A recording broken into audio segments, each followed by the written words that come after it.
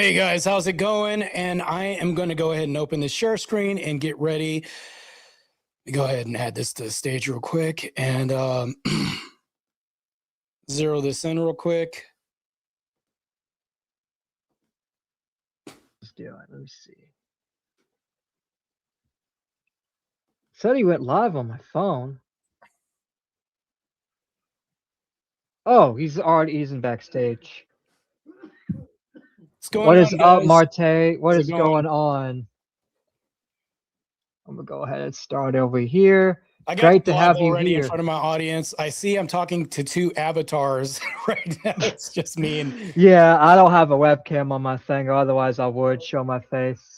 gotcha. I mean, Because my other computer broke, so I'm currently using my brother's computer to stream this one, and we're already live on my end as well. pros are pretty smart anyways, so I mean, I'll take that as a consolation. But yeah, how's it going? Things are good, man. I just got back from the gym. I was doing leg day today. Actually puked everywhere. These ladies were like, "Oh my god, that's so crazy!" I was like, "You act like it's the first time you've seen puke in the gym before." So whatever. No, I remember I puked on workouts before, mainly like when I do like chest and shit, and I ate before. Yeah, it's just been a while since I actually started training with this focus in mind, because I'm going to try to qualify for the Olympia this year. And anyways, pleased to meet you guys. I see that there's another person on the screen. The god of Torah. What is this? Hello. He's just my backup co-host until my actual co-host Gabriel gets here, which I think he's dealing with something personal right now, but he said he's gonna be coming here soon. So you need the god of anger to back you up. I see. Okay. I mean, we're not even to back me up, just to be here for show.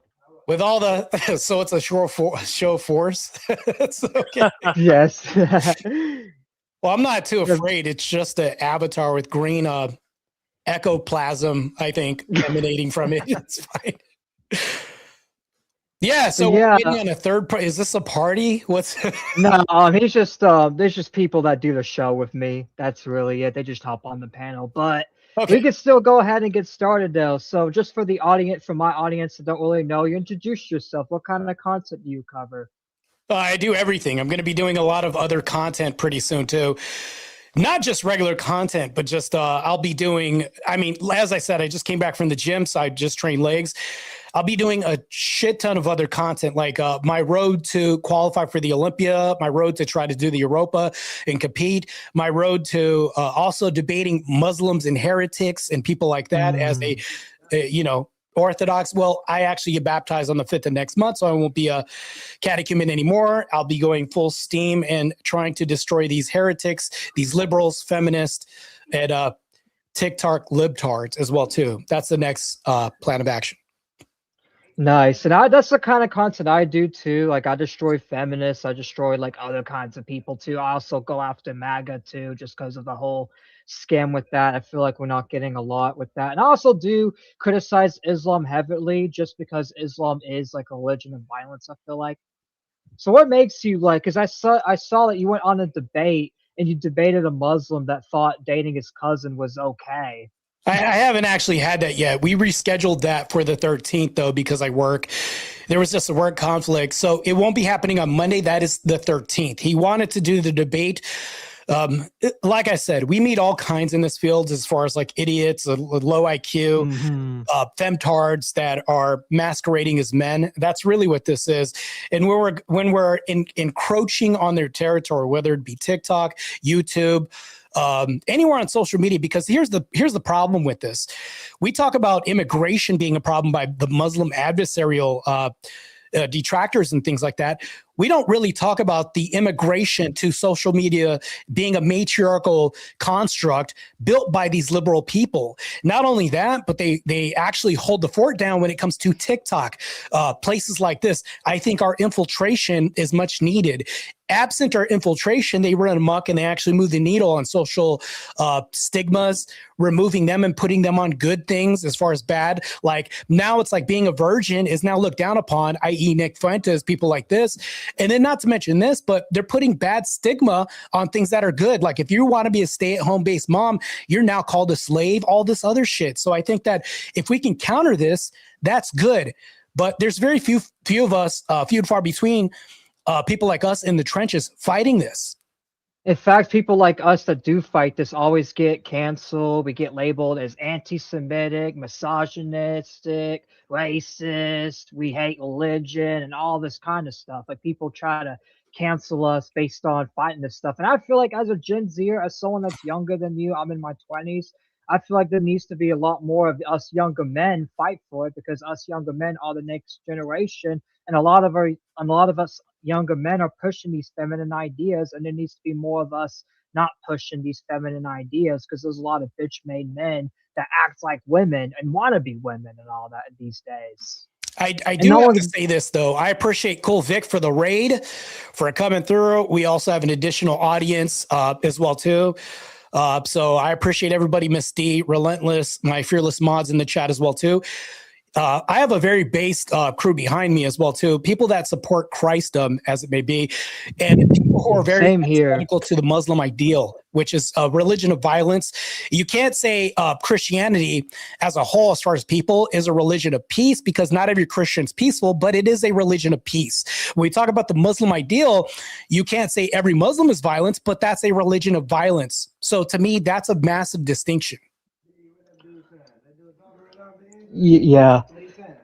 Wait, hold on. I gotta. Anyway, so that's the thing, and I feel like too, like you are right. Like Christianity is a religion of peace, and not every Christian follows it. That's another thing too. A lot of people say, "Well, how can Christianity be a peaceful religion if there's some violent people in it?" It's like just because there's some violent people and there's some rule breaker doesn't mean the teachings itself advocate for violence. And I feel like that's what a lot of people get mistaken on, is they get the things mixed together and they get it confused because they're like, these Christians are violent. That means all of them have to be violent. That means they'll kill me for not believing in the beliefs.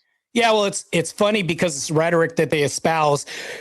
I can point to several countries, right? I can point to Iran or anywhere else, Nigeria right now, everywhere else. Like, if you think about it, let's say me as a Christian goes to a Muslim country. Do you think I'm going to be met with peace, hugs, and love and, all this? No, I'm going to be met with stones, rocks, machetes, and everything else. But let's say the inverse happens.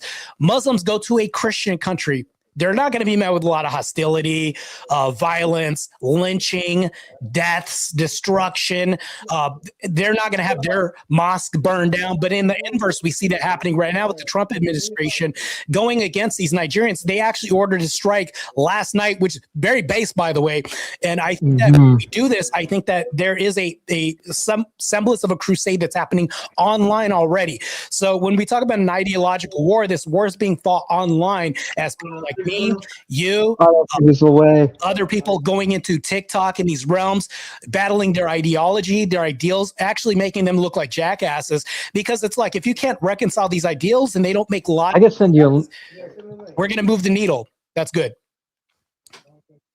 Yeah, and also just to add to your Nigeria point, we actually did interview somebody that lives in Nigeria that is going through the Nigeria genocides. His name is Chuddy. He's a Christian that lives in Nigeria, and they just will kill you for just being Christian. And he even said they kill other Muslims for not joining in on it. He says, like, if they don't join in on it, the terrorists label the Muslims as traitors to the religion, that they're not taking part in the religion's values and all of that. So it's like, people want to say, well, Islam's not a religion of violence, but all these terrorists use the Islam's teachings to justify the violence as they do in Nigeria. It's crazy because if they say that, they're a damn liar, because obviously they haven't read the hadith. They haven't read any of this stuff. I mean, if you really think about this, they're supposed to kill infidels. Like, this is something they're supposed to do. Matter of fact, I'll give you a case example. In Nigeria, there was a woman. I mean, this was a while ago, albeit this does happen frequently now. There was a woman who got on, I think it was like a social media app, and then converted to Christ.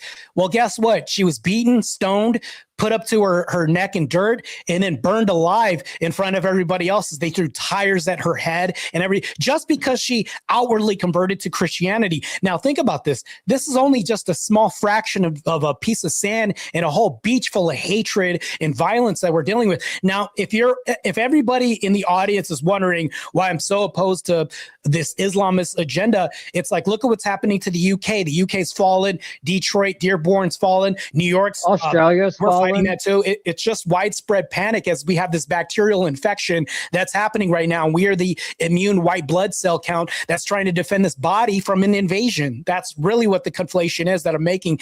And that's what it is. It is an invasion because look what they've done to the UK and Australia, for example. Australia especially, like look at the attack they did. Like they're doing attacks over there. Yeah, it's not just attacks, but here's the thing though. They're infiltrating. It's big immigration too. It's not just that they're infiltrating our government offices. People that aren't originally from the United States are holding offices now and have this power in changing jurisdiction ordinances from cities and things like that. And when they're starting to do this, you now have the mayor in Dearborn, Michigan saying, oh, you're a Christian, you're blaspheming Allah and all this. We will have a parade and escort you as a white Christian. And that's another thing that's going on. I know I'm throwing a lot at you right now, but you can't. It's not okay to be a white, straight Christian in America. I think that's the most demonized people in America right now. It's okay to be black and a supremacist, which is crazy to me. It's crazy in 2025 that you could say, I'm a black supremacist and that's okay. But in the inverse, you can't be a white supremacist. It's like what's good for the goose is not good for the gander. And I know I'm saying this right now, but it's so true because we do have blacks who are saying that they can't be racist. That's also ridiculous as well, too. See, they say they can't. See, they say they can't be racist, but then they hate the white man, and that's another thing too. It's like you got all these people just trying to divide the country by just basing everything on race. Me myself, like I don't even agree with racial politics. I feel like that's just a thing to divide us so the government can distract us from what's really going on. It's what stupid people do. To be honest, when I look at somebody and they're like, they're saying, oh, you must be one of these people. Like, I understand, like, let's just get this straight. There's a lot of apprehension whenever I see a lot of black people congregating. Of course, people are going to clutch purses because there's a pattern that happens. Like, I'm just going to be honest with you. There's an apprehension if you're a person at a register and you see a mob of black people going in your store with backpacks, things like this. There are certain things we should be worried because there's a pattern of behavior. That's why stores will tell you, leave your backpacks at the front. When you go to Walmart nowadays, they'll have like bulletproof glass of plastic just to get a razor blade or toothbrush now. Like it's ridiculous. So it's not because of white people. I'll say that right now. I don't care who it offends, but it's so true because of this class of people that now I'm being lumped in this group and I have to really prove myself around white folk or anybody else. We have to adhere to these racial politics to some degree because I understand, like, Lord Triton, let's say I'm around you and I'll give you a hypothetical. I'm around you and I will have a hoodie on and it's late at night and I'm going in your store. You're naturally going to probably think, I hope he doesn't rob me. Like, but I have to prove the test of time and say, now that I'm a regular customer, we're on a first name basis. You're like, oh, he's not one of them. He's the good version of, like, he's one of the good ones. Like, now I have to do that. It's gotten to the point where now I have to prove the test of time to white people and everybody else because of the culture, not necessarily black people. I just hate the degenerate culture that we have. That's black culture as of late. Yeah, the culture of violence, the culture of robbing, stealing, all that. Yeah, just black culture. It's really degenerate. It's just bad, and it's yeah, like because that's the thing too. It makes all of you guys look bad because a lot of people unfaithfully judge people like you just because of some gangbanger, you know. And I feel like that's there's an easy way around this, and I'll tell you how to do this. If you are black or you have any kind of melanin in your oh god, good lord, this is the name. Oh wait, this is gonna be one more. I was like, we were talking about black culture, and the booty warrior just shows up. This is crazy. He's not actually black, by the way. He just likes the profile pic. Yeah, he just likes the profile. All right, well, don't catch AIDS with that name and moniker because obviously that you're more susceptible to HIV being black and being a booty warrior. I'm just gonna be honest with you and tell you right now.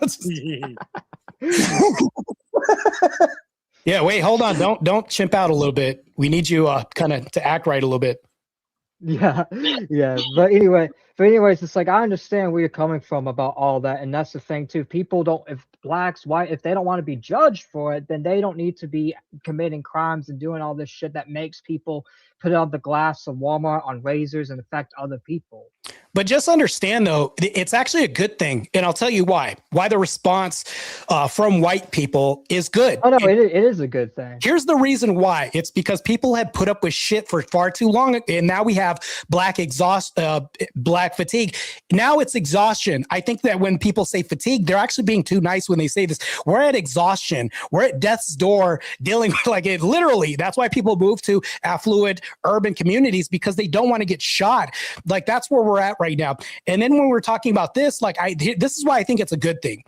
When I get in spaces with you all, I am assuming that you guys are white or Caucasian or European descent, right? Maybe? Yeah. Okay. Yeah. Now that when I'm in spaces with you guys, I have to actually step my game up as far as like not holding myself down to these standards and stereotypes of black culture. And I have to speak with great grammar. I have to enunciate my words. And I have to actually kind of portray some intelligence and knowledge and have a conversation with you all to kind of weed this out. Now I have kind of like a rites of passage now. I think that's good, because I think that that's a good way to weed people out. We vet people daily. When you shake people's hand, and I give you this limp fish handshake, you're going to be like, this guy's a pussy. If I ever go to war and there's a civil war, I don't want this guy. Matter of fact, go back with the women and kids and defend them. We size people up all the time. So when I'm on a panel with you and I'm speaking like this, and I'm not going to be exaggerating it like, golly gee willikers, it's a swell time to, like, I'm not going to be talking like this, but I'm going to be speaking with great grammatical posture here, and then holding my own as far as like my intellectual capacity, talking with professors, people who are great linguists, like things like this. And they're like, oh, he must not be one of them. Great. You should have to filter people. We do this daily. We should do this as fathers, as sons, as coworkers, things like this, because you shouldn't let just anybody around you. And when you refer to like the usual suspects, yeah, you're right to make an assumption. There's prejudice everywhere. And that means that stereotypically, if it looks like a duck, talks like a duck, yeah, you're probably is a duck. And that doesn't make me outwardly racist. It makes me cautious. Yeah, and that's the thing too. It's not like you're saying, "Oh, you can't be around him." You just got to be cautious whenever someone like that comes in the store and all that, because you don't know what they could be doing. In fact, like especially in the hood, like especially in stuff like Chicago's, like you have to like kind of abide those racial rules, because places like Chicago, you really do, because that's the thing. All those people on that color are the ones doing stuff like that. I will say this, so you do kind of have to racially. This is kind of like a side tangent, but it feels kind of funny with the booty warriors staring at me like this. I feel like I'm in cell block 9 right now. The optics looks kind of crazy right now. I'm just letting you know. It's a reference to that dude from the Boondocks. I know exactly who that is. So I have a question for you, my guy. You sound like you just woke up or you're high as hell. Go ahead. No, just tired, long work week. So you say black fatigue. Black exhaustion. Well, let's get that straight. Yeah. See, my black friends, they have a word for it. They call it N-word fatigue, because they lump them as in, the word. It's basically they're uneducated swine. Okay, that's how they put it as. And then there's normal black people that are educated and go to school, get out of the hood and say, hey, this is amazing. I don't have to be relying on the government. I don't have to, cow down to the government and get handouts when I can make it in life. And I think my question is do you see that common, thing within your own community, where once they get off of the government's handouts, once they make it out of the hood, they're okay? I feel like I'm going to be okay if I don't lock eyes with your avatar right now. But back to this question right now. Back to this question, I feel like here's the thing, though. I'll tell you right now. We'll weed out people. Like, remember when I said we vet people in our circle and we'll filter people? You are the sum of the 5 people you hang out with. I don't give a damn who you're with. And matter of fact, I'll even give you a hypothetical. Let's say that I'm married and I have a wife. And I have a friend named Fred and a friend named Tom, and they both cheat on their wives. But I hang out with them every weekend. But I say, but I don't cheat. It's just them. You don't think I'm going to develop some habits or traits hanging around 7 individuals? This is what's going to happen regardless, because you're going to adopt traits. And what you allows will continue. And this is a form of acceptance within yourself when you accept these people around you. So I think that if I do have degenerate Black people around me, guess what that says? I'm borderline contradiction of my own words when I say I don't like Black culture, but I allow thievery around me, and it's okay because they're my friends. I'm just not a part of it. I think you're a dumbass and you're contradicting yourself when you do this. So I think you're totally right when you say that. But here's the thing, though. I wouldn't call them an N-word and do all this, because I think that when people use those words, mind you, I think that white people can say this. I think Black people could say this. But I think it just sounds stupid when even Black people say this. It makes you just sound uneducated when you say, I'm not saying that I'm an advocate for white people not saying this or Black people. I'm an advocate for nobody saying this. I think that there should be other ways to convey your knowledge and thoughts. But I mean, it could be fun to say. I'm not restricting language or trying to tone police or language police people, but I'll use a better way of portraying this. I'll say they're ignorant people and they're stupid or whatever this is, like their actions are stupid.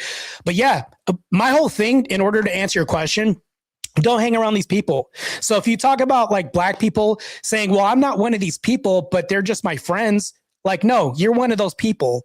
That's really what that is. They're contradicting themselves. Okay. Yeah, because if you hang out with them every single day and like you don't push back to their actions they're doing, You're one of that them. means You're one. you're one of them. Yeah, you're fellowshipping with these people. There's no way that you can congregate with people and then say, I am not those people that I congregate with. Well, that's your community. That's a part of you. The only way you can say the only way you could say you're not a part of it is if you're pushing back on your friends constantly every time they do that thing you don't agree with.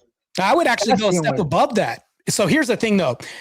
If I had a friend who was a pole sucker and this guy sucked poles at night, I would not be his friend. I wouldn't even push back against him. He would be pushed out of the friend group. I'd ostracize him immediately. Okay. Yeah, I mean, I would too, because I just find that shit weird. I don't really like shit like that. Yeah, so we have to go. So as Americans, I'll say this: we've been far too lenient with people as far as other cultures like Muslims, things like this. I think because Muslims will push us out of their countries, they'll kill us. They'll burn us at the stake, burn us in the ground, and it's like stone us and everything else. If we go to their countries, why shouldn't we push them and their culture out of the country and rethink our ideals before we get anybody else in the country? I think we should ban even legal immigration. Yes, I said it. Even legal immigration for a while. Especially because illegal immigration is causing a lot of issues too. Yeah. Because you're getting all these people in office that are not even an American. And it's like, we don't even need these people in office. All these people that are not Americans need to not be voted in. I thought we had a rule against that. Well, it's crazy because there's like a 3-pronged thing that's happening right now.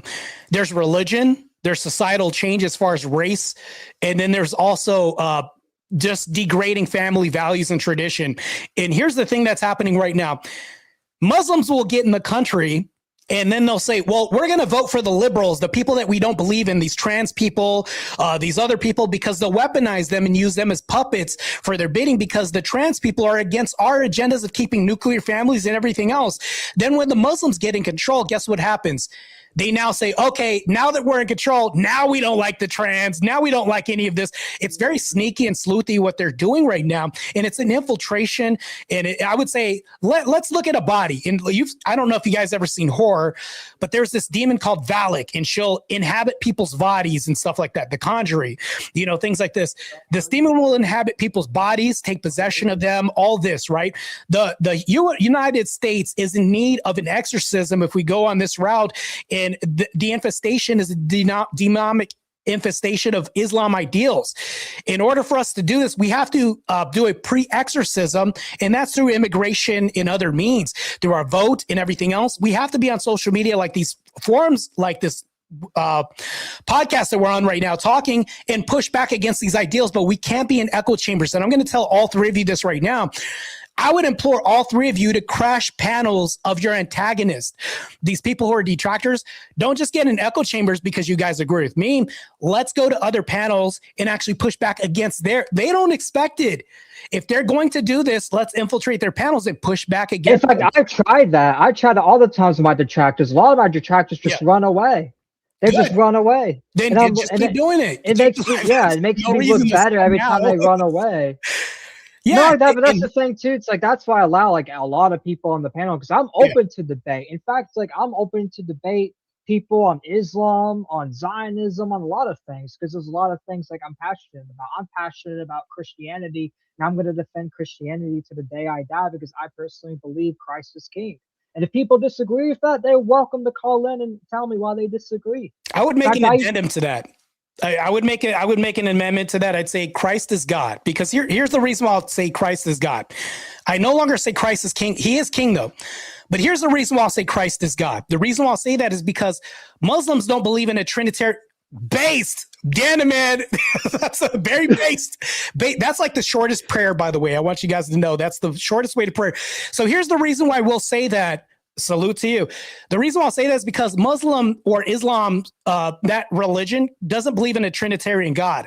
I will say Christ is God, and they can't say that. They'll say Christ is king, Muhammad is king, and Allah is king. All that they can say, but they can't say Christ is God. I'll say that, so it makes it more exclusive for me to say this, and it pushes them out. I don't want them uttering the same things I can. Therefore, when I say Christ is God, it's something that they can't say, and I can throw it in their face all day, and they have to eat it. Yeah, no, but like, can we at least agree that Islam is like... Oh, hey, Dan. Hey, what's going on, Glitch? Can we at least agree Islam, despite all their flaws and their ability to blow shit up, they're actually more closely aligned with Christian values than the Jewish religion, to be honest? They believe Christ is a holy figure. The Jews really do not. They believe Christ is burning in hell and suffering for mocking their God. In excrement? Yeah. So, but here's the thing I'll tell you right now. Right now, you're like teetering on the border of like the enemy of my enemy. I wouldn't even go that. No, I'm not bordering on that. Okay, saying, but I'm just telling you. The reason why I have to clear this up is because anybody else can hear this and think that. I understand where you're coming from. But here's what I'm going to say. I'm going to lump the Islamist in one box right now. And then the Jays, I'm going to put them in a different box. Of course, I'm going to do this. But guess what I'm going to do? I'm going to treat them just the same, to be honest with you. They're all going to get treated the same. No. And that's a very good thing to do, because in essence, they are the same. They are both our enemies as Christians. Yeah, they're both trying to wipe us out. They both genocide us everywhere. The problem is the Jews claim they have more values that align with us. They, in a societal way, sure, I can believe that. They want society. Okay, sure, fucking whatever. They don't really believe anything similar. Oh yeah, hold on. Like to an extent that Christians and Islam believes. It's kind of weird because we're not. You have a lot of feedback, Booty Warrior. But we're also not going to act like mute yourself, Booty Warrior. If there isn't Islamic Christian values, there's no fucking Judeo-Christian values either. That's not a thing. Yeah, it's not. There's none of it exists. It's not real.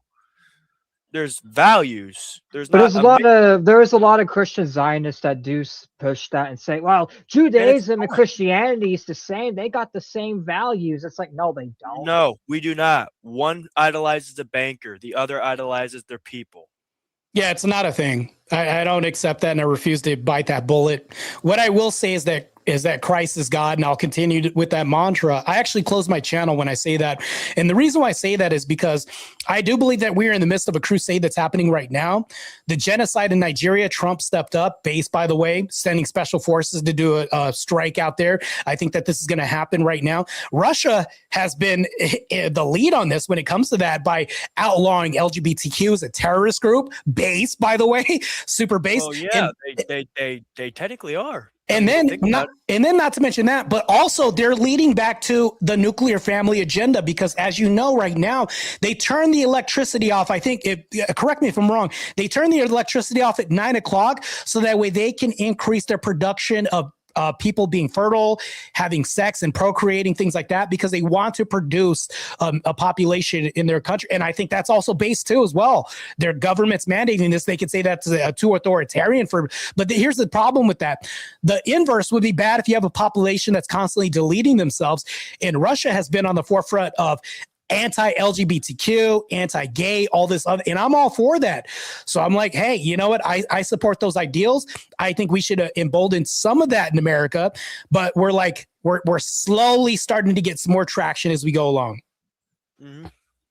We've been gone for the nuclear family was around in 1950 and basically kind of fizzled out in the 80s, and it's had disastrous consequences for America.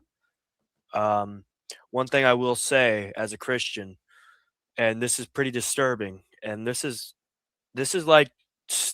literally bureaucratic, demonic bullshit, right? Because there are people who are advocating, and I don't know what your opinion is on this, but when you realize that Russia is able to just keep on throwing soldiers at the front line, they've lost way more than the Ukrainians have, but they're still taking over shit in that war zone, right?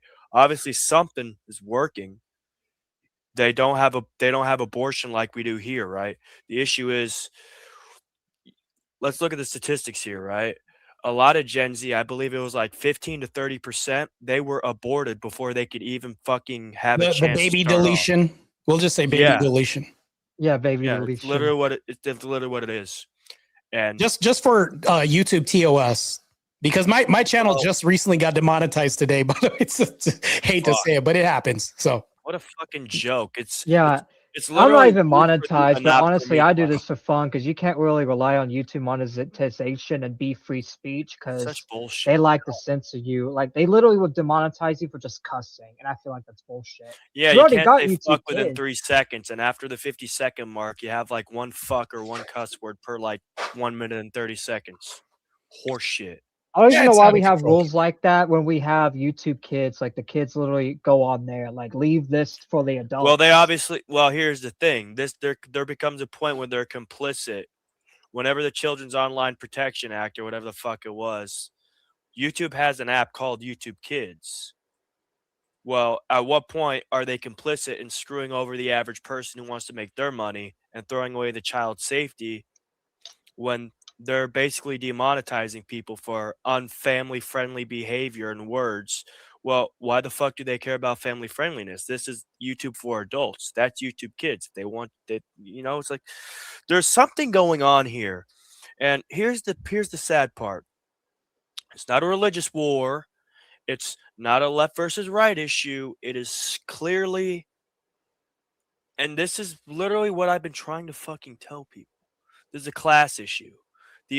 The upper classes, the ones who rule the entire world, they know that, and you can debate me on this all you want. People think religion is a means of control. Well, guess what? Most of the rebellions happened because of societies who had religion, and they realized they were being treated unfairly by the ruling class. Why do you think socialism and communism over the course of history have been trying to do away with religion? You know how many Orthodox Catholics were getting killed in Russia during the Bolshevik fucking uprising? 60 How million. fucking many? 60 fucking million. Yeah. We don't cry about that. They don't cry about that. We cry about the Jews in the Holocaust. They cry about the Jews in the Holocaust. Okay, fuck it. Let's do the fucking math here. Okay? Let's do the fucking math. I do want to push back 12, a little 12. 60 million? Fuck, how many 12s do you need to put into 60 million? Oh, but it wasn't 12 million. Yeah, I'm maximizing it. The number one most maximum account or maximum estimate that they were giving the Jews deaths during the Holocaust, 12 million is a fucking lot, but I'll just roll with it, okay? Even though it was more likely 5 or 6 million. That's not shit compared to 60. It's not shit compared to 60 million. Yeah. What are we fucking doing here? Here's the thing. I will push back a little bit, Dan the Man. So when you say it's a class issue and it's a class war, I do agree mainly that's a big conglomerate as far as like but just understand that there's a lot baked in this pie that we can't omit. We can't omit the fact that there's race imbued with this, that there's also religion imbued with this, and also because here's the thing though, below those classes, if you peel back the layers, people at the bottom rungs are going to fight over race, they're going to fight over religion, things like this. So we can't ignore the fact that there's a massacre that's happening in Nigeria right now, in Iran right now. They're trying to bring martial law, I wouldn't say that, but Sharia law over here. We just had a bandit in Texas. So yes, by all means, there is a religious war out here. There is. It's baked into the whole pie. So it's part and parcel with this whole classism issue. And best believe that the 1% aren't fighting over religion. They're not doing that. I agree with you. So you're partly right about that. But just understand the rest of us laymen out here are having this ideological war with Islam and race. And I'm actually debating this guy and why you shouldn't marry your first cousin. That's a ideological issue that's defunct. Crazy. First of all, it's not an ideological issue. Second, that kid's gonna grow up with like crooked fucking teeth and an arm like this. Well, that stems from an ideological issue. You understand that they of course they don't there's always a understand root that, to but the it's issue. like, I mean, what the we fuck? understand that, but they don't understand that. Like, Yeah, but you it's try like- to explain that to the Muslim, he's gonna not If he understand doesn't that and say understand you're that, wrong. if he doesn't understand that if he marries his first cousin and his teeth are gonna be fucking and his fucking son or daughter's teeth gonna be crooked, their eye gonna be closed shut, and their arm gonna be twisted like a fucking whatever. Just tell them their kids are going to be fucking mutants and get it over with. Well, they're not gonna listen to that. So what's even the point of arguing with them? There Just is a keep them out point of of arguing with that. country. So here's the thing. This is very powerful, and I'm about to say this right now. So chat, if you're listening right now, this is the reason why we have to have this. It's this thought, and I'm not demonizing you, Dan the Man, or Lord Triton. When we say things like, "Oh, it's not going to work. What's the use?" That's where we fail. We failed that the whole time. We've been doing that for years by saying it's not going to work. Why fight this? They're not going to listen. No, you have to understand that there's people that are watching podcasts that are on the fence. They're lukewarm and they're like on the cusp of leaving Islam. There are people that leave Islam daily. We could be talking to people like that and exposing them to some rationale or logic. If we do that, we could be the straw that breaks the camel's back as far as them believing in Allah and all this. I mean, you're absolutely right, but somebody who just doesn't look at basic biology and the things that happen with incest, use them as a scarecrow. We use them as an example to beat upon, so that way when people at home are watching this, they can then say, "He's not going to convert, but he just changed my mind." This can happen. Fair point. Yes. Fair point. So just understand the person that you're debating may show up with a lot of pride. They're going to be like, "Oh, they can even say, I didn't lose the debate," even though the polls will say you got destroyed 11% to his like whatever percent he beat you in the polls in this debate. People at home are going to be like, "Damn, he just planted some seeds in my head and I have to take a shower and sit upon this." And then 3 months later, he's leaving Islam and thinking about coming up to a country that's a Christian country, not the US, by the way. Don't come here. Go to another country, but just go over there and kind of like convert, because you don't want to die. You don't want to but first of all, why are you beholden to a religion that will kill you, first of all, for leaving? This is crazy. That's a gang. That's a mob mentality. That's stupid. They do that. The Bloods and the Crips do that in LA. You try and get out. If you fucking die, well, you're out. That's basically what they think, right? Like, what the fuck are we doing? Why are we going to incorporate that into a religion, huh? Yeah, it just doesn't make any sense. But the best way to fight this is to not say it's not going to work. What's the use? No, because we're not talking to the person. We're talking to the audience listening and trying to change minds and hearts at home. I think we're kind of coming to a misunderstanding here. I wasn't saying what. No, we do understand. I'm just saying. Just kind of clearing things up. I think Martae's just trying to put the point out there. Yeah, just to reiterate. I'm just clarifying. That's it. Just to reiterate, people in the audience, I'm not disagreeing. The audience, they can be swayed, but if somebody decides to deny basic facts in favor of something that can be disproven, good, and they still go with that, we're gonna make you an example. You're an example. Good. I like it. Yeah, you're gonna be the example of why people should not follow Islam or whatever we're debating on. Yes, you're going to be. So in every martial art, there's always a practice dummy, right? So if you think about this, the practice dummy only exists not to beat you up. The practice dummy is just to make you better. And then when people watch this, they can then see your skill set as you work on the practice dummy. The practice dummy doesn't win or lose. What they do is they magnify your whole point in your whole argument, so the audience sees your skill set and your logic. That's what it is. I'm not the most skilled debater. I've had a basic fundamental understanding of how debates work, and they don't fucking work for me. I'm not good at debating, Well, but I'm very good at conversation. well, a debate I'm is not here actually a to- conversation. And you could say, well, I'm not good at fighting, but if you get your ass beat like 5 times, I guarantee you on the 5th time, you're going to be better than you were the first time. Would that be fair to say? Yeah. Yeah, that'd be fair. It's learn and experience and Not only train. that, but with debates, in order for you to get good, you're gonna have to take L's so you know what mistakes not to make. I'm just gonna be honest here. Triton already knows the debates I've lost. It wasn't about religion or race or whatever the fuck. I'd probably win those easy peasy, because a lot of the people like let's just name drop somebody here. Stephen Bonnell the third. What a fucking joke that guy is. That fucking sucked. I'd own him, but his fan base, a decent chunk of them, have already switched. The people who are watching him now are hate watching him. That's how fucking easy the guy is to deal with now, right? And it's just a matter of time, right?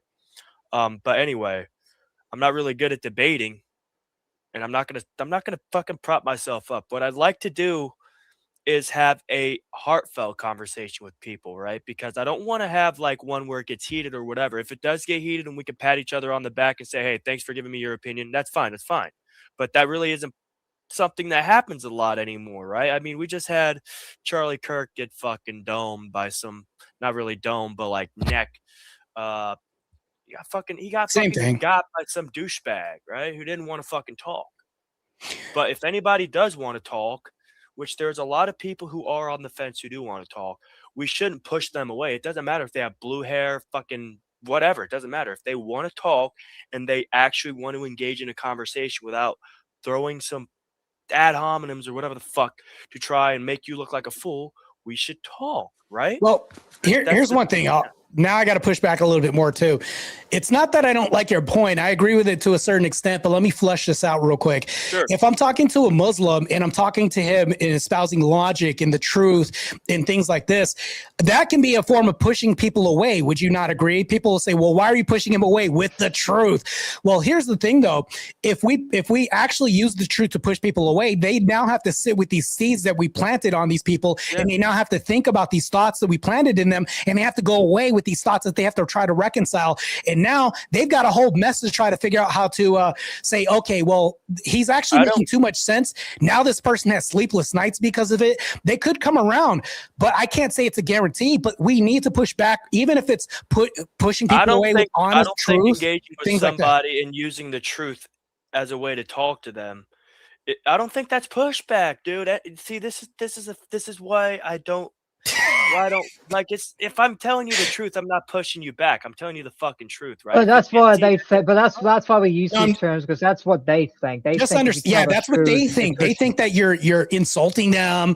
You're talking trash. By the way, Mo Rebuttal says, I met with the Council of White People at our last meeting. We all voted to extend an honorary white card to Martae replaces black card that's been revoked. Oh, I came up. Okay, I got demonetized and I came up today. I appreciate it. Thank you. Good stuff. Fuck, nice. So that means you're officially one of us now. You're for all the white folk. You know the black people are going to be like, you know they're not going to accept you, right? You know they're not going to let you in the house. Whatever. I don't care.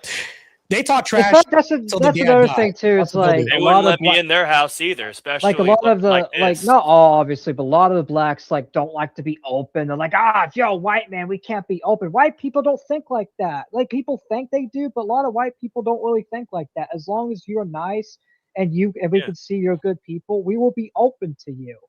Like that's what a lot of people don't understand. It's not because of your race why we're not open to you. It's because you do all this crime and you stereotype yourself and you basically make ganging and robbing. You make all this part of the black culture. So that's why a lot of people are against it. Here's something I'd like to bring up when you're done with that.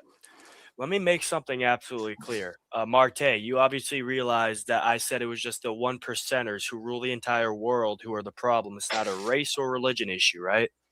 The reason why I kind of extended that because, come on, I'm not naive. I know there's definitely going to be some race or religion issues. There's obviously going to be that. But the people who perpetuate the issues that we're dealing with now, they use that to keep us divided, right? They use the race and religious issues to keep the people like us fucking divided, right? Well, That's why I was saying it's the people up top. They don't give a fuck about race or religion. The black billionaire who believes in Islam doesn't give a fuck that this old white man who believes in Christianity believes in Christianity and is white. They only care about shaking hands and making a deal on a fucking oil purchase. No, how can they keep the petrodollar running? By having people divided at the bottom and not questioning how fucking faulty and flimsy that shit is. so here's the thing. I have a take on this, and I don't think that that's really what's going on. And I'll tell you how it's going, what's happening right now. Let's say you took the 1% out of the picture, and then you just have classes, and there's no hidden agenda behind this. I still think we would have racial antagonists behind this, and I think that we still would have Bloods and Crips. We would still have Democrats and Republicans. We would still be at odds because Satan exists. You know, liberals exist regardless. They're going to exist absent any influence or this conspiracy theory regardless, and it's going to happen. The problem, and here's the solution to this.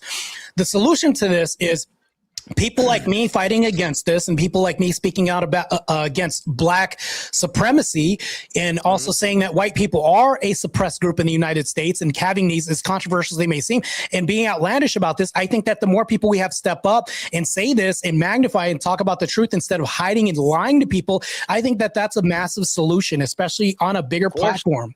That's for sure. Yeah. That's why people like Nick Fuentes are popular, because it's going to exist whether or not there's influence at the 1% or not. No, it's absolutely going to exist Yeah. no matter what. There's always going to be somebody there to stoke that flame. But when there's a lot of 100%. fucking money going into it, it's going to be even worse. And it's going to make it harder to unify against those retards who want to, you know, burn everything down for their one group. Right? We You know just can't. We just got to find people that don't care about money and are willing to speak the truth. I don't give a regardless fuck of the about money paycheck. personally. I don't care. I don't really think money is the causation. I think money is just a magnifier. So if you're Muslim and you run a country and you have billions of dollars, I think the country is just going to be way more Muslim. If the guy's broke, you're going to be less Muslim. It's just the fact of the matter. I mean, that's what I'm saying. It's a magnifier. They're pushing money down to sort of, you know, keep these. The money's basically the fuel to the fire, basically, right? They use the money to spread to a bunch of people who want to push the messaging. The messaging gets signal boosted because there's money going to it, and propaganda. Paid to see this. Yeah, exactly, right? It's propaganda. That's exactly what I'm trying to say. The money is absolutely a magnifier. It's also it keeps the flame going. That's what I'm trying to say, right? If there wasn't all this money going to it, we'd probably be a little bit better than we are right fucking now. Probably a lot, actually. But just understand, though, money isn't the thing that's going to either be the solution either, because you can give somebody $1 billion and they can be more miserable than the person living in a 1-bedroom apartment with this intact family together on Christmas. Like, we have to think about this. Money is just a tool, but it is a magnifier nonetheless. With power behind this, you have a bigger voice sometimes, and that's what happens. That's what I'm trying to. That's what I'm kind of saying here, right? The people who are like, this is obviously going to be an issue no matter what. Like, people are going to have an issue based on skin color, race, all that shit. It's always going to happen. But like I was saying, the money is absolutely going to keep the flame going. Like you said, this is a magnifier. The people who have the money are putting it into this fire and keeping it burning. And it's going to make more sort of it's going to keep the issue going even further. And like you said, magnify it. Yeah, there's no way we can get around this. I mean, even stereotypes, we can't get around this. The fact that I brought up the fact that even Hollywood with this big budgets are doing race swaps and they're turning Ariel, who's black, into a mermaid. We all know that blacks can't swim. So come on, who are you bullshitting me when you say this? And even the Navy's got a low recruitment rate. The Navy's got a low recruitment rate because blacks can't swim. You guys can even Google this. And if we think about this, Hollywood's stretching the limits of credulity when we think about this, to where they made Heimdall of Norse legend a black guy. Like, are you able to swim? They're indoctrinating people in mass. So, and they're telling white people to hate themselves. Dude, it's like it's working the exact opposite too. Like, they're basically, because even I'm pretty sure you as a black person already know the black people can't swim stereotype, right? You know that. You just fucking said it out here, right? It's not just a stereotype. The numbers actually show that they're less inclined to. Wait, stereotypes are based in reality. Wait, Martae, can you swim? A little bit. I'm decent, but I'm not like the best. I'm a pro bodybuilder. I'm like a rock trying to swim. That's crazy. Oh, yeah, that is true. I was basically going to say, right, they're basically trying to act like the stereotypes don't fucking exist in these race swaps, and even people who don't like the stereotypes, they realize how fucking dumb this is. Like, what fuck you mean Ariel's a black mermaid? That's retarded. Yeah. What the fuck are you doing, motherfucker? Exactly. Like, there's a lot of lies. Like, yeah. think about it. Snow White in the future could be black, even though, as the saying goes, her skin was white as snow, but somehow we're going to turn her black. Like, this is ridiculous. That does not make sense. Her name is Snow You might as well just White, call it right? Snow Black at that point. There's no way they're going to reconcile that, make that work. That's crazy. I mean, it's accurate though. Like, if you're changing the skin, you might as well like make it the accurate They might name. as well just change it to Dirt Bunny at that point. Yeah, it's just ridiculous. Snow I mean, White, I really honestly don't understand this. Like, if you're going to race swap anybody, here's my recommendation. Hollywood, if you're listening, race swap Tarzan, because he swings from trees, he yells at everybody, and then not to mention that, but he's always chasing white girls. How about you do that? That's more accurate than anything else. If you're going to race swap, do it right. They won't do that. They're cowards. No, they're not. They're making a black person be able to swim in a mermaid. No, they're stretching the limits of incredulity here. This is crazy. No, it's called a double standard. Actually, I think Glitch is absolutely right. The same people that push race are the ones making all these changes into our movies about race and kind of provoked us to talking about it. Ariel from white to black because they are cowards. They know white people aren't going to push back, but they made a fucking mistake. They've been doing it too long, and people are fucking fed up. The bread is stale and the circus is boring. That's basically the issue we have here. Well, nobody's going to buy at the box office, right? So maybe that's happening. No. But the problem with this is I just got to through a debate with this guy named Connor. His name is Counterpoints. And he literally said, and I shit you not, he said, I would rather hit my nuts with a ball pen than lie to my kids and tell them this character was originally white. No, what the fuck? No kidding. He said this in the debate, and I could probably clip that. And this guy has kids. This guy does have kids, right? Yeah.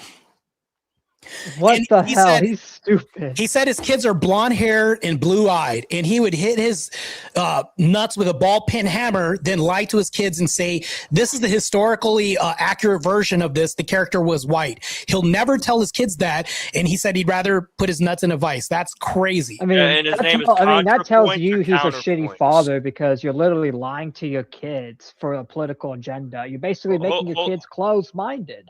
Hold on a minute, Triton. Let's get this. Is this who I think it is? ContraPoints, or did you say Counterpoints? Counterpoints.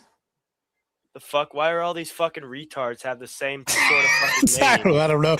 You know, at least I go by my namesake, right?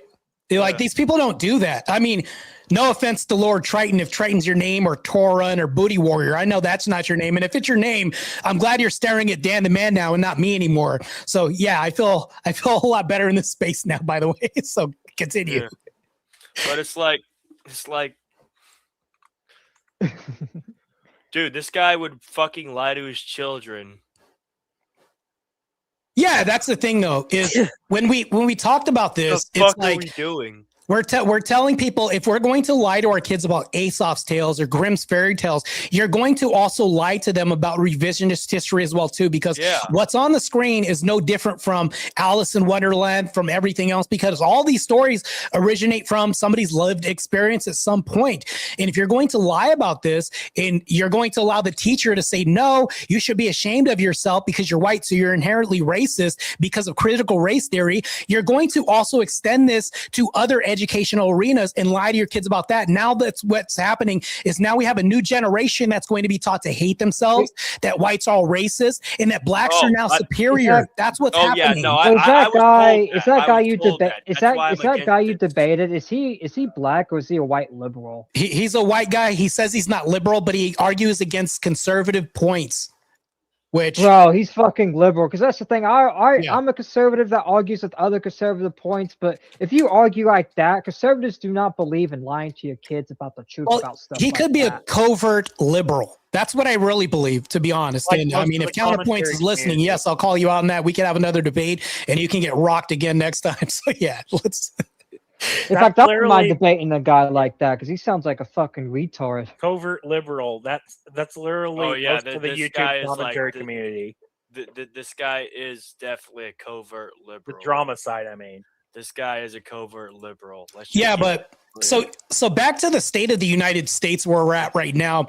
I think we have a lot of changes that need to be done, but everybody's fighting Trump left and right. And I know, Lord Triton, you fight against MAGA, people like this all the time, but I just want to make this point clear. Trump is actually trying to talk more about Christianity, but I think it's necessary because with this immigration problem that's happening right now, Mamdani went back to New York and called Trump a traitor after having a meeting with him. And we have Ilhan Omar, who is facing maybe being extradited from the United States because of this immigration issue, all that. I think that he's doing a good. And this is actually why I voted for him. I voted for him so that way he can do a strike in Nigeria on these terrorists that are murdering Christians. I voted for him so that way he can keep this deportation going on. And I voted for him so that way he can keep the trajectory of maybe allowing Christian ideals to overcome this Muslim agenda. Yeah, but that's the thing. It's like I agree with Trump speaking on Christianity, but my issue with him is mainly him shielding for the Zionists. Like he speaks for Christianity, but then shields for the Zionists that also hate Christianity. It's really kind of it's a double-edged sword, right? Because it is a double-edged sword. Like that's the thing. It's like I'm not someone with Trump derangement syndrome. Like there are some things I do agree with Trump. I just been more critical, mainly because of the whole pro-Zionism thing. Him saying he's now the first Jewish president, and him also lying about the Epstein files and all that. It's like I don't like. That's the thing. There are a lot of promises that Trump has made that said he was going to do, but never ended up doing it. Like he said, he released, like the internet. Yeah, but that's almost every president that's ever been in office. And here's the other thing. I'll even ask you, Lord Triton, if you had two people to vote on, which is probably Kamala Harris or Trump, which one would you still pick?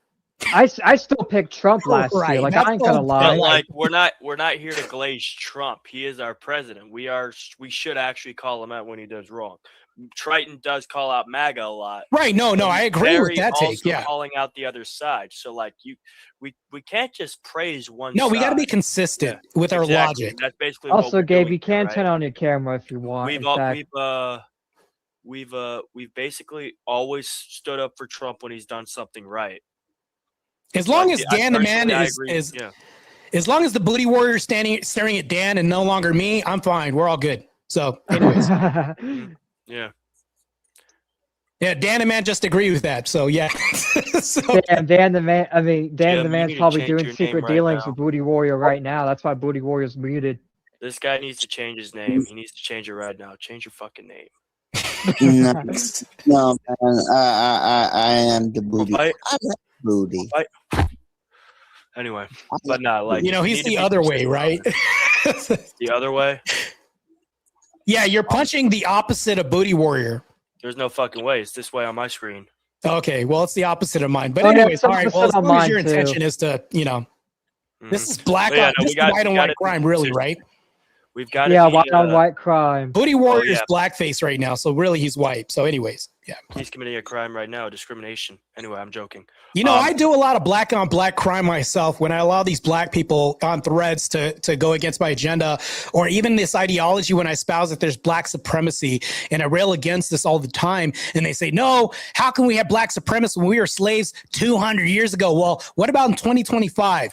I don't see shackles on anybody. I don't see anybody getting reparations for being said slaves. Matter of fact, I even asked Counterpoints this in the debate, and he even agreed with me. And I'll say this to Lord Triton. Lord Triton, I'll ask you a question right now. If you woke up one day and you found $500 missing from your paycheck and it said for reparations, would you be pissed? Hell yeah, I'd be pissed. I mean, why the fuck are you taking it without consent? Why would you be pissed? Because they're doing it without my consent, without my approval. No, here's why I would be pissed if I was white and I was you. Was I alive during slavery? Did I have anything to do with it? And could I have stopped this in 2025? No, and that's also why I'll be against it too, because I never owned a slave. I never was. I'm not even a racist person like that. So it's like I shouldn't pay reparation for something my ancestors did. And that's the thing too. My ancestors wasn't even in this country. They were in Germany. So it's like, how can you punish me for something my ancestors probably didn't even do? So one phone call and that shit would be off my taxes. So by their rhetoric, I'll say this right now. By their rhetoric, because the liberals want to allow illegal immigrations to come in and they want illegal immigration to vote, the illegal immigration should pay reparations even though they weren't a part of this country.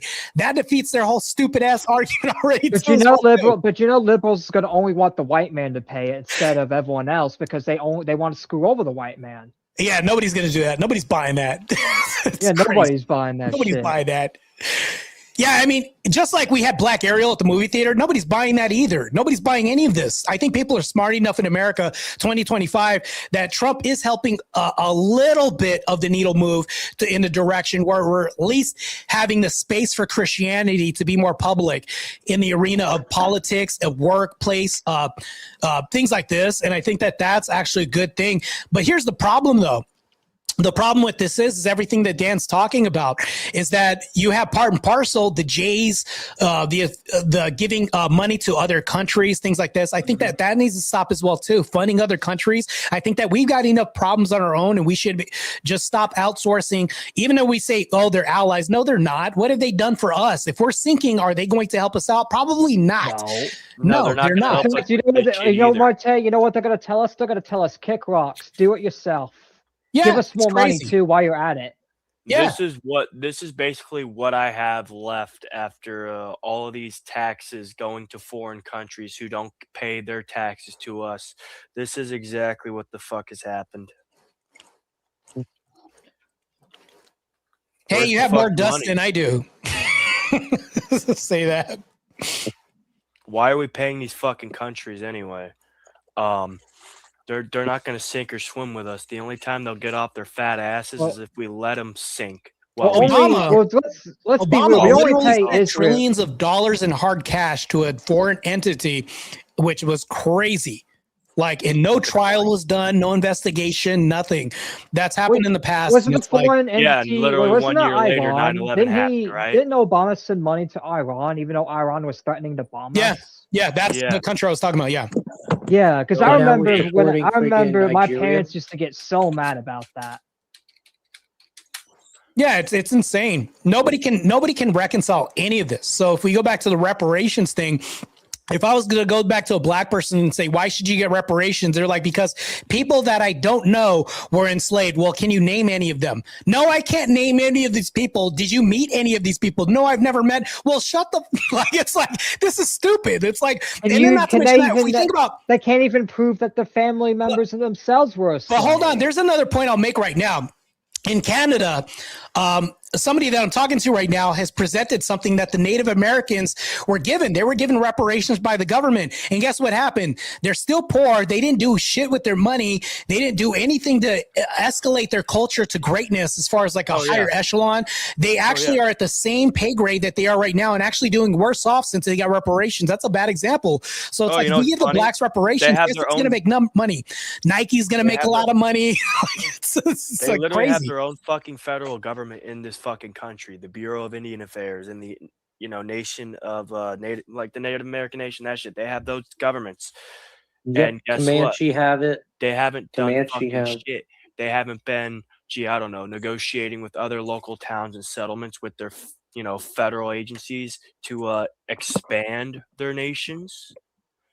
Personally, they don't really have anything to negotiate for. Lord Triton built it. I do have to say this. I thought this was going to be an interview, but this is a panel. This is just as fun. But anyways. Yeah, I mean, it was supposed to be like an interview, but I feel like, why not have discussion? Wait, can I ask my question? Because because Abe actually wanted to ask you interview questions as well. Yeah, there are a few other questions I do want to ask too before the show's in. So I saw your episode the other day where you were with Mo Rebuttal and you were talking about radical Islam and all that. Yeah. So now I have a question for you. Are you against Islam in general or just radical Islam? I'm against Islam in general. Okay. Because at least I can be consistent. Because here's the problem with this. If you have two Muslims and one's a radical one, how can you tell the difference if they're in the room with you? You really can't, because they're both wearing the Arab armor and all that. They're all saying "Hell Allah," so it's like you can't really that's the difference. You can't really tell. Not only that, but I've seen Muslims that were quote unquote non-radical say that America should be bombed, and they claim not to be radical. Wait, Gabriel, hold on a fucking minute. Hold on. You said you can't tell between a radical Islamist. No, I can tell the difference between. No, I'll give you an example. You literally can. Martae the nightclub shooter was a radical. No, but hold on. I'll give you an example. Let's say two Muslims apply for a job and they're both wearing business suits and they're trying to apply for the same job, can you tell the difference in America? No, you can't. Right. That's my whole point. Yeah. And you know, I agree with you in some circumstances because I actually studied a book called The History of Islam. It was written in 1948, last revised in 1952. And it mentions all the different Islamic civilizations from the beginning of the caliphates all the way up until the 1950s. One of the things I found funny was you had the Ottoman Empire and you had the Egyptian Protectorate, right? The Ottoman Empire was poor and the Egyptian Protectorate was poor. But yet the Egyptian Protectorate was protected by a French, British conglomerate, basically like the East India. And yet, for some reason, they were also still broke-ass poor. You very rarely see any Islamic countries that are rich. I think you only have the UAE and Qatar. And what are we? I don't know if you would count Saudi Arabia as being rich. Oh, but, even I mean, I can talking only about what are we trying to lead up to, Gabriel? You know, the Middle East had a big my fucking lead up economic to it boom is in the if you 50s, look at 60s, Islamic 70s. civilization, That's how Iran it was just able to based- have the fucking biggest standing army in the world. Didn't help them much, though. Well, I will go It's back to not my really- point and say this. I like how Dan the Man is dressed, and I'll use him for an example. The radical Islamist, if he's trying to apply for a job, is going to look less radical and dress like you and try to look is more conforming to anything else. He will be the best chameleon you've ever seen, and you can't tell them apart. This is why It's we called have putting to be on a very mask. consistent with them. And we talk about the black community. It's the same thing. We have a lot of infiltration that happens in communities all the time, and we should be rightfully I think it's justified to have a filter and to have awareness and caution when approaching certain cultures. When we do this, I think we're vetting people, and I think we should still vet people. Hence why we need to have people actually enforcing the border. This wasn't enforced before. Now this administration, we're enforcing it. But I also think we have borders that happen in our homes. If your daughter's going to date somebody, yeah, he might say, well, I'm a good Muslim. You don't understand this. No, it's like, yeah, you could be a radical. I don't know, because they have this thing called, I forgot what it's called, taqiya, where they can lie to you. Yeah, Like, that's basically They can lie to you. They can tell you I'm not radical, and the whole time they're radical the whole time. Yeah, This is that's ridiculous. one of their teachings in their Like book, actions Gabriel. speak louder than words. Like 100%. Nation of Islam is also Islamic, right? Or is it just like random ass shit? I don't. I think Nation so. of Islam. The Nation of Islam is like Western Christianity, where it's infiltrated by feminism, but the Nation of Islam is infiltrated by black culture that thinks that they're supremacists for the most part. Just like that. Malcolm X. Also, I've just to met get people into in the nation more before, interview man. I agree with that questions view. and make sure this is not too long, which you probably have all the time, but I still want to get to the interview questions. So one of my main questions is, what made you decide to like speak as a black man, speak out against like the black community? Like what made you like want to debate about that specifically? The reason why is because, and I keep, Dan, I'm going to keep using you as like a scarecrow or construct for this debate or an example for a hypothetical. Let's say Dan wanted to say the things that I do. He's now being called racist for spouting truth in everything that's a fact. They'll now demonize him, take away his channel, deplatform him, debank him, deperson him, and do all this when I could say this and they can't call me racist because according to liberals, blacks can't be racist. So now I'm empowered to do this because I've seen this happen so many times with DEI being racist towards white people, which creates a less safe environment. If you're going to hire a DEI pilot, guess what? You're going to have less safe fights because this person wasn't qualified as much as the white person who was actually getting there through merit. And actually, and I'll even ask you a question right now. Would you rather a DEI heart surgeon work on you or somebody that got through school with their own merit? I would say you'd want to live. So that's the thing, though, because white people can't speak about this because there's white silence. I can speak on this, and I'll get attacked all day long, and all they can say is you hate your mom. That's it. They can also call you an Oreo. All they want. They can. So do yeah. So what? So who cares? So what? I'm gonna fucking say it because guess what? If you can't handle the truth, that's your fucking problem. If you want to call me racist because I'm telling the truth, but Dan, because I'm white, I'm gonna keep saying it. You can get mad all you fucking want, but right. But Dan, there's social ramifications that would happen to you that wouldn't happen to me because of liberals. Oh, I don't care. I really don't care. You won't care, but there are people out there that do care. There's white silence that happens right now. Whites are being put on a muzzle right now to where it's like they can't speak the truth. Now we have Nick Fuentes talking. You know what the problem is? There's more people who are scared than there are people who speak up. When more people speak up than people who are scared, guess what? But that's proving my point. That's actually proving my point, because now Nick Fuentes can talk because of this administration, and YouTube's policies are now becoming more kind of like conditional in the point where we can actually speak about this now.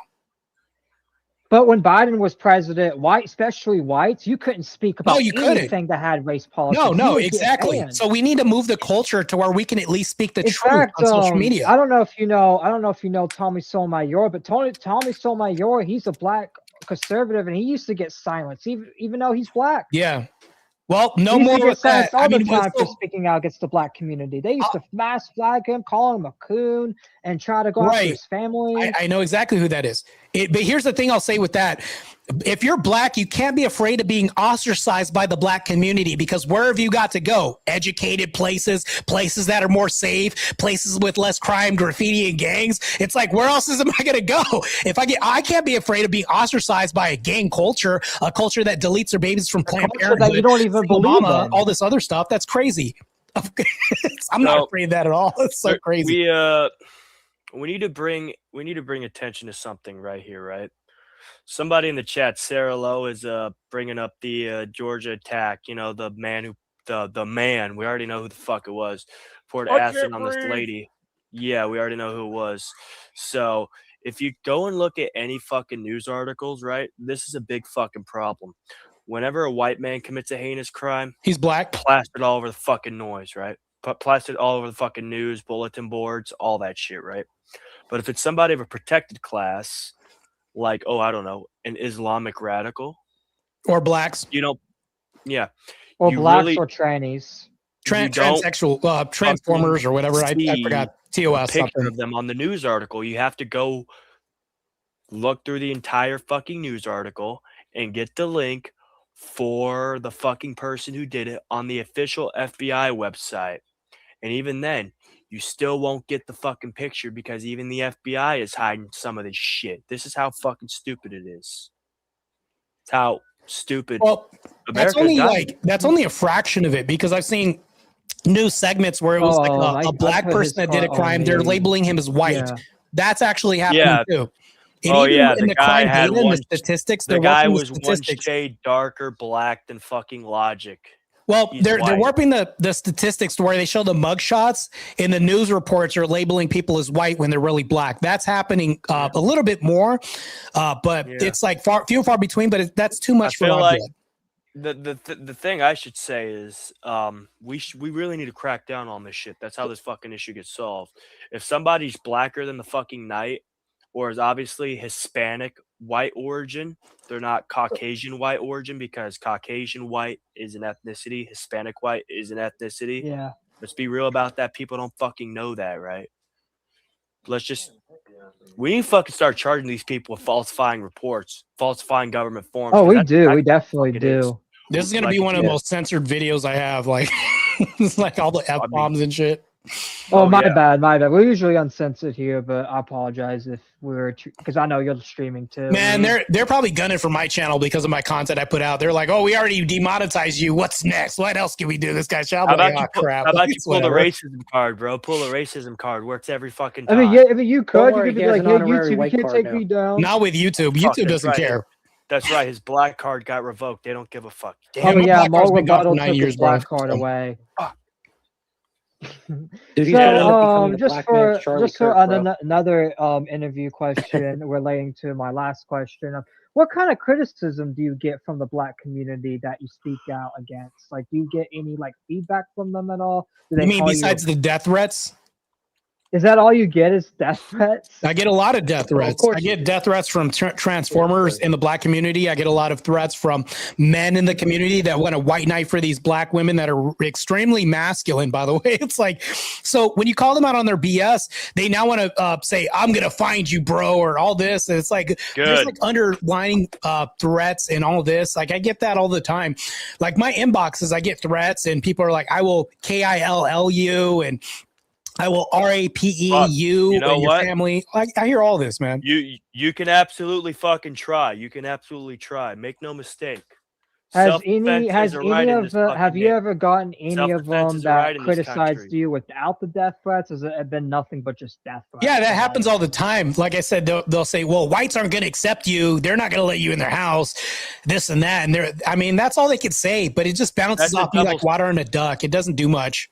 Yeah, it doesn't really do much, especially when they're just spewing like bullshit. Because that's the thing. A lot of them probably have not even made any valid points against you. Isn't it like against why you call out. They don't. They don't have any valid points. Isn't it like a massive double standard though, Martae? They're saying white people aren't going to accept you. They're not going to let you in their house. But would they ever let a white person in their house? Isn't that like a massive hypocrisy? Oh no, they wouldn't, and it's a massive hypocrisy. Yeah. So like, what the fuck?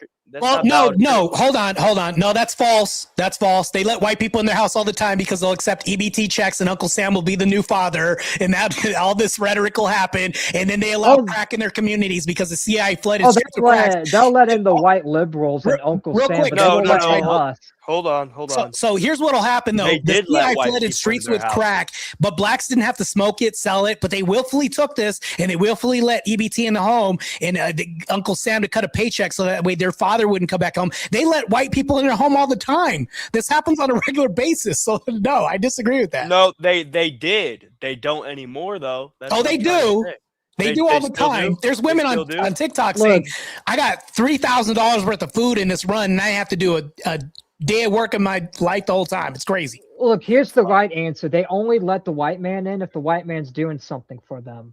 Right, but that proves my point. They let the white man in their house all the time. That's hypocritical when they can say, well, they're not going to let you in their house, but you let him in their house all the time through government assistance and everything else. It's so crazy. In fact, you rely on the white man too, but you say the white man's evil, but it's like, why do you rely on him then? Yeah, they do. And it's just cope. It's just massive cope because people don't have work ethic in this community. They don't want to work hard because they feel like because I suffered 200 years ago, why should I suffer anymore? So they sit in their laurels hoping that they get a handout, thinking that that would be the reparations instead of the money from that reparations. They take EBT as a form of reparations and everything else, and it's stupid. So when we talk about blacks getting reparations, you've been getting EBT for how long? When you burn down cities because you're mad because George Floyd costing taxpayers thousands of dollars to every other race has to pay for your crimes and scandals. How long you're going to somebody actually brought up the exact amount that Planned Parenthood for free? Even if we did give black people reparations, the damage they have caused has outweighed what they would get, right? So they'd have to pay like, I think it was like what, $4,000 to each white person. Well, that was an argument that I had. I actually had a debate saying that black people should pay white people reparations because when they move in a neighborhood, property values go down. They cost neighborhoods money. They actually rob white mom and pop stores to the degree to where they have to shut down. All this happens. When you go to Walmart and you say, I want to get some razor blades, it's behind a thick bulletproof plastic barrier. That's not because of white people. And it's like, so now blacks are creating more restrictive communities because of this, costing time, money, effort, and everything. So all this time, all that costs money. So they're costing more people money than anything. Matter of fact, reparations should go the other way. Mm-hmm. Yeah. Because they're the ones actually like costing us money, moving into all these neighborhoods, scaring the rich people out of these neighborhoods, turning the rich neighborhoods into poor neighborhoods. It's like they don't understand what they're doing. Well, not just that. When Muslims actually move in a neighborhood, there's also this too. And I know I'm like jumping between Islam and blacks because there's like an infiltration of black culture and the Muslim religion. When Islamists are taking over New York to some degree, guess where rich people are going to go? They're going to take their money out of New York, just like everybody. When Gavin Newsom's California, all the rich people left. Joe Rogan was like, I'm out of here. Everybody, Elon was like, I'm out of here. They all left and took their money. That's what's going to happen. Right? They went to Austin, Texas, right? Everybody's going to leave, man. Yeah. That place is starting to take over. Yeah, because you're hurting the money. And if you hurt the money, they have to go. They got to go where the money is. I think the worst part about it is because there's a massive issue here too, right? The Nation of Islam is basically trying to infiltrate the black community and turn that into a even bigger mess, right? Black supremacy. Yes, exactly. I don't like to say black supremacy because call it what it is. That's what it is, though. Black elitism. It's not supremacy, it's elitism. Well, I would say supremacy because if you ask them, That's really what they're talking about. They want blacks to reign over white people. That's what they want. They're bowing down to reparations and all these other programs and everything else. They want you to apologize for being born white. In fact, they also, you know what they want to do too? That's a supremacist view, by the way. They also want the white man to take care of them for the rest of their life too. Yeah, I mean, the problem with this is elite actually has some modicum of respect with it. With supremacy, there's an overrule in people saying that no, you should bow down. That's supremacist. That's a supremacist construct that the black community adheres to. I personally don't see the difference anymore because there's basically there used to be a different connotation. I see it as the same thing. It's basically more of a I don't see it. thing. I think that they're black supremacists. I think that when we say black elite, you can say that there's an elite. There's good with being elite. There's also bad. But when we're talking about race supremacy, that's bad. That's hopefully bad. I mean, yeah, you're absolutely right. Supremacy is bad, but I just don't see a difference between elitism and supremacy. Hold on. I'll ask you a question, Dan the Man. Yeah. Do you think black culture will ever be elite? What countries are they running from that they built up to where the infrastructure is elite? It's not, well, there's none, but it's kind of a perspective thing, right? It's a perspective thing. That's what I'm trying to say. You mean a delusion? Whatever, delusion. Everybody has their own delusion, but what I'm trying to say is like the black supremacists are acting in pretty much the same vein as the elite of like it comes full fucking circle. The people but like here's what I'm trying to say. They want us to bow down to them because of the color of their skin or something we did 200 years ago. And the rich oligarchs or the elite class, they want us to bow down to their fucking rule. It's literally the same fucking thing. That's why I literally don't see a difference between the two. That's what I'm trying to say. Well, there's a massive difference because I think the rich oligarch, they don't give a damn about people, but at least the black elite do give a damn about the white people enough to suppress them, go out of their way, rob their stores, directly have contact, point of contact, like all this other stuff. There's a massive difference between the two. I can be rich enough to where I don't have to look at ants anymore. But people that are low IQ, they look at ants and they look at everything else that's beneath them all the time. They give it attention.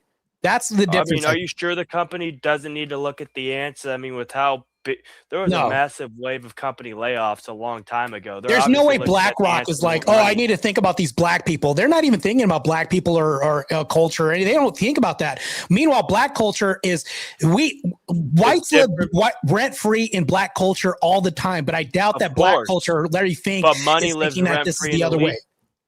Money lives rent free in the elite's heads. Yeah, that's different. You're pointing out the difference that I'm talking about. There's a massive difference between the two. Yeah.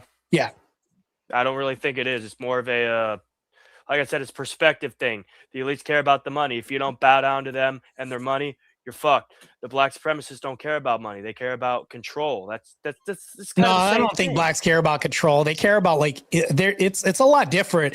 When they're talking about culture, it's more like a feelings-based system, whereas like rich people don't care about feelings. They care about more control than anything else. Blacks will never. Here's the thing, though. The reason why blacks will never become elite is because we get infiltrated from people running from countries that they trash all the time. They leave these cesspools because they destroy there's trash everywhere, all over the country. If you go to a different country, there's destruction, there's no development, no aerospace, no engineering, nothing like that. They'll leave to go to a white country because there's development. That's elite. They'll run from everything else to go to elite. Meanwhile, the rich are elite. There's a massive difference between the two, man. I mean, fair enough. Yeah. I guess that is a fair point. I guess my point of view was kind of skewed a little bit, or maybe a lot. I'll fucking say it. It's skewed a lot. I really hadn't seen the difference in the two. Of course, I'm biased because I see this thing as pretty similar. Like most people don't see connection to these kind of things. I kind of see a pretty similar connection. One's just monetary, and one's kind of something else ideological. That's basically what it is. But it's all ideological, I think. I mean, fair enough. But one ideology is driven by money. The other is driven by. That's kind of my thing. So you agree with me? There is a difference between the two. It's all bad, regardless. Yeah. It can be bad. I'll just say it can be bad. Yeah, no. Yeah, you've kind of I can admit this. You kind of flip my perspective, kind of in a way where I kind of see how stupid it was to kind of jumble that shit together into one. It's not really the same. Yeah, the black culture will never be on par with the elites, man. That'll never happen. You can, like, you have Jay-Z who makes like a shit ton of money. He'll never be president.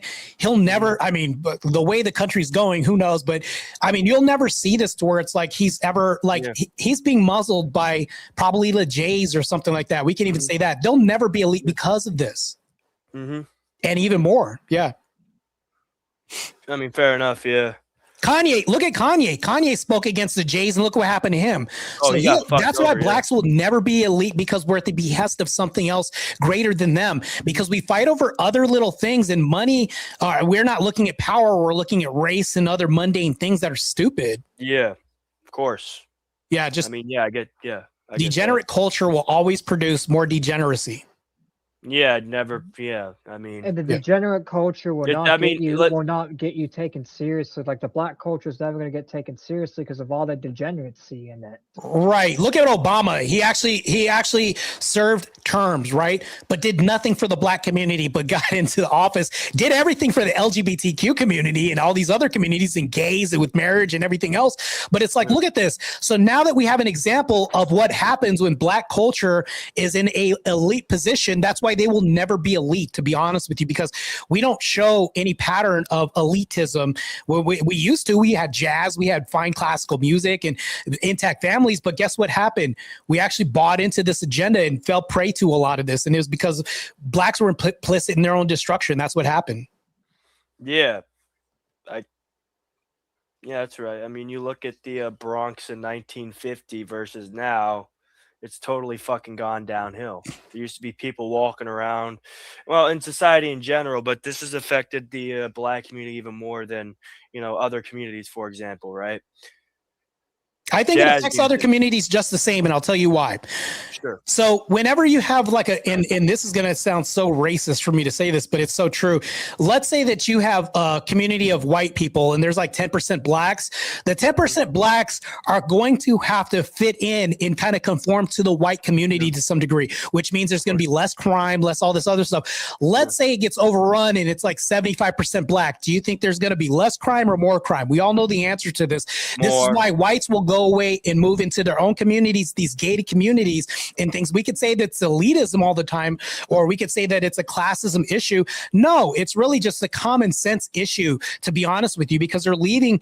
They want their kids to be educated. They want their kids to succeed, and they want their kids to be elite like they are, at least in some upper class scenario. They want. And they also want to go. They want the kids to go outside without the kids being in danger. They want to maintain. I don't even believe that anymore. I don't believe anybody wants families to be broken up anymore. I'll debate that. I don't believe people want their children to go outside anymore. I don't fucking think that's the truth. No, I do think people would like people to go outside, but they can't because of the influence of the black culture and Muslim culture and all this. So I would actually argue against that. I think people do want kids to go back outside and play with boxes and toys and then come home when the lights come on, like it was back in the day. But things have changed so much. It's not that they don't want them to go outside. It's the fact that they can't because of safety, because culture has changed in America so much to where it's just degenerate. We're breaking up nuclear families right now. And because of that, we have more crime, more recidivism, more reentry to prison, more sex work because fathers are out of homes and all. But that's another issue. But people want those days where people stayed outside and played till the lights came on. Sure. That's a plausible assumption to come to. But I keep on seeing so many fucking news stories of Karens, white Karens, in fact, white Karen women. Whenever somebody has their child outside for too long, the cops get called. I agree. It happens so many fucking times. And that's why kids can't go outside because of that proves Martae's point of America culture changing. You got all these white Karens changing the culture. I think, and I'm going to say something. I don't care how controversial this sounds. I think they should deport liberal white women. I think that's a major problem in America right now. I think they should deport white women. Deport liberal white women. I'm going to go even further. White liberal men and white liberal women too. Both of them. They all need to go. All these libtards need to go. Well, I would say the white liberal women first, because we now have feminism running rampant through universities and curriculum has changed so much that they're indoctrinating our students. I think the men are probably like the lesser of the issue because these men are pussies, to be honest with you. They're actually the let's be real. We can women actually are the loop new a men lot of now. them in. We can loop a lot of them in with women because a lot of them act like women. So we might as well just treat these them men like are women. following, these liberal men are following these liberal women who are the new men. These women, so when you think about it, these new women that are happening right now, these liberal women, all they are just weak renditions of men in these constructs that we have nowadays. And I think that we should change everything. We should have, like, we have this panel right now, and I'll reiterate back to what I was saying, my whole point. We should get out of these echo chambers and go into their dens of iniquity with vipers and things like that and battle and have these other open people. conversation. But Lord Triton, you said that they run all the time. Keep them running. Keep them on their heels. Keep fighting these people with their agenda. Educate yourself more on history, philosophy, and everything else. And ensue with these debates, clip them, and create more propaganda against their ideology. I think that that's a part of the solution. Yeah, I mean, I have a take over here as well before Jim chimes in. Fuck it. Why can't we deport them all at the same time? If they're ruining America and making us weak and they're ruining our prosperity and chances of it, why can't we just fucking deport them all right fucking now? Well, when I said that, I was kind of trolling, even though it's a nice idea to say that. We have to come up with a real plan and real strategy, and we can't obviously deport them because they're American citizens, sovereign citizens. Okay. So one of the ways that we can do this, those crazy retards in mental asylums. Well, one of these reasons we can do this is actually by countering what they say and not being quiet when they utter these stupid ideologies or delusion. We can get on TikTok and actually battle them and make them look like idiots, and then clip them and then put that content on YouTube and showing our logic, and other people may conform to our ideals because they're fence sitters in the past. Sure. Yeah. Okay. So, speaking of TikTok, how many fucking females are parroting the same fucking thing? Doesn't matter the topic, and more times out of 10, it's about how bad Trump is. I'm gonna have to go for a minute. Okay. I apologize. You're good. No, you're good. I still think that we should deport them, to be honest with you.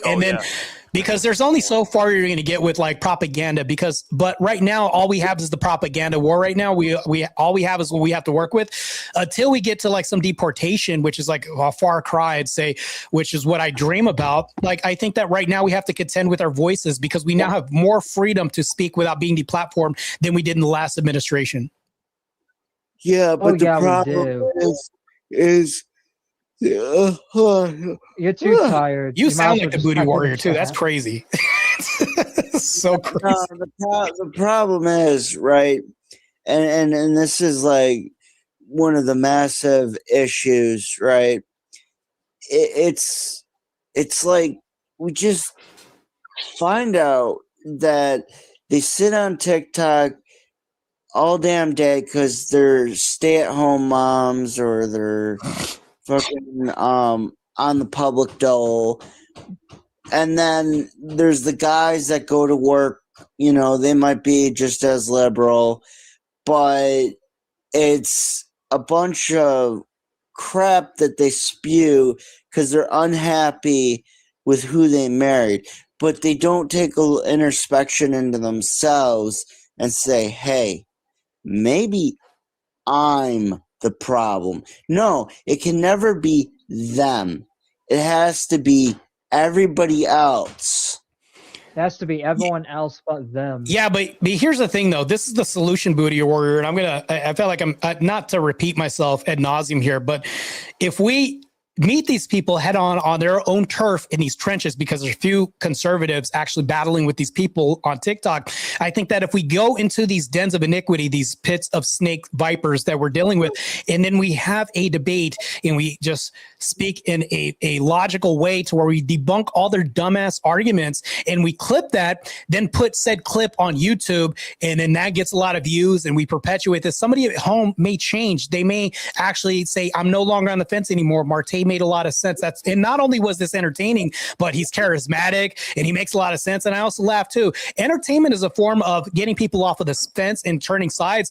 This is a massive thing. When Rome had gladiators, it was to divert away from politics, mind you. When the government is in ruin and things are bad, as long as people are entertained and well fed, there will never be a civil war. And I'll say that again. But I think right now we have an ideological war right now. And I think right now content is a way to push back. And until we get to some deportation that happens through Karens or whatever that is, I think that right now our due diligence should be to actually clip content. If you actually have the right mindset and you're actually competent in debate or even having conversations like Dan the Man was saying, clip that, put it on the channel and actually use that for content so that way people can be entertained and change their mind at the same time. Well, you gotta tell the truth with entertainment. Yeah, that's my whole point. Yeah. I'll be right back. And that's the thing too, like if you don't tell the truth, like if you just tell them the truth and you're being like bitch made about it and you're not being entertaining, a lot of people are not going to listen to you because your tone also matters as well. Another way we can do this too, here's another remedy too.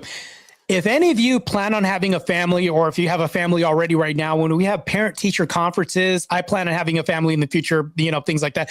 So when we have parent-teacher conferences and things like that happen, and you have somebody come up to you and say, well, we have this book saying in my dad's belly because my dad's pregnant and they're trying to teach us at school, by all means, go to the teachers union and wreck the shit out of that whole teacher, raise up, tear the book in half, do all this, make a spectacle, because there are a lot of people who are silenced and don't speak up. They don't have a lot of balls, guts, and courage, but it just takes one person to influence people in real life. So outside of social media, we can really do this. We could stand up to teachers, and actually we should bring up homeschooling too. Homeschooling should be the mainstay of the day. I think that men should be influenced to go toward jobs which are like blue collar jobs, things like that, that you don't need degrees for, which are high paying, mind you. I'm in school to be a diesel tech. It's going to pay really well. In order to support a nuclear family and a stay-at-home mom, I think it starts from home. And I think that if we can re-incentivize our kids to turn out to be better people, we can then change the future for our population that's going to hopefully doesn't turn into a Muslim nation 60 years from now. Also, another thing that we're working on to actually do that is me, Dan, and Gabriel are doing this thing called March for America, where we are marching from Jacksonville, Florida, all the way to DC, just so we can, you know, talk about the homelessness crisis that's going on, the foreign wars, and everything that's just going on, and we're protesting against all that, and we're going straight up to DC with speeches to speak straightly to them, the people that need to hear it. Wait, Lord Triton, are you serious right now? Yeah, we're having a protest January 2nd. Okay, so January 2nd, I have questions now. Did you notify like local news media? Did you notify people? We notified congressional representatives. Besides that, I would like let the media know or somebody know, because representatives can be silent because there may be people in their pocket, you know, things like that. So yeah. I know the media may be just the same, but I would let people know this. The more people, because people leak all the time. Leaky lip sync ships all the time, but it's like you may have a detractor on a liberal station. It's like, hey, I'm just going to pick this up. They're going to fail anyways, but I'm going to do a segment on it. You know, things like that might happen. So try to get the word out more. So that way you don't do this for nothing. That's what I'm saying. Yeah. Yeah, that's the goal too, is like we do plan on actually stopping by a few congressional buildings and also like trying to get news media interviews as well on the way, and also going to the actual national malls. Just we hope we don't get arrested, because we do know Trump is very pro-Zionist, and he doesn't like when people speak out against, you know, the wars that are going on within Israel and all that. And we do know Trump's going to try to silence us. But as long as we're a pacifist group, I'm willing to go to jail, because I don't feel like we're doing anything wrong by speaking our mind. And if they want to arrest us for being a pacifist group speaking the truth, go ahead. All right. I mean, more power to you. I mean, so I don't know what your agenda I is. just think there should be no limitations on the truth. You know what I mean? Right. I agree. There shouldn't be limitations on the truth, but just understand, though, within the confines of politics, we have like wolf packs.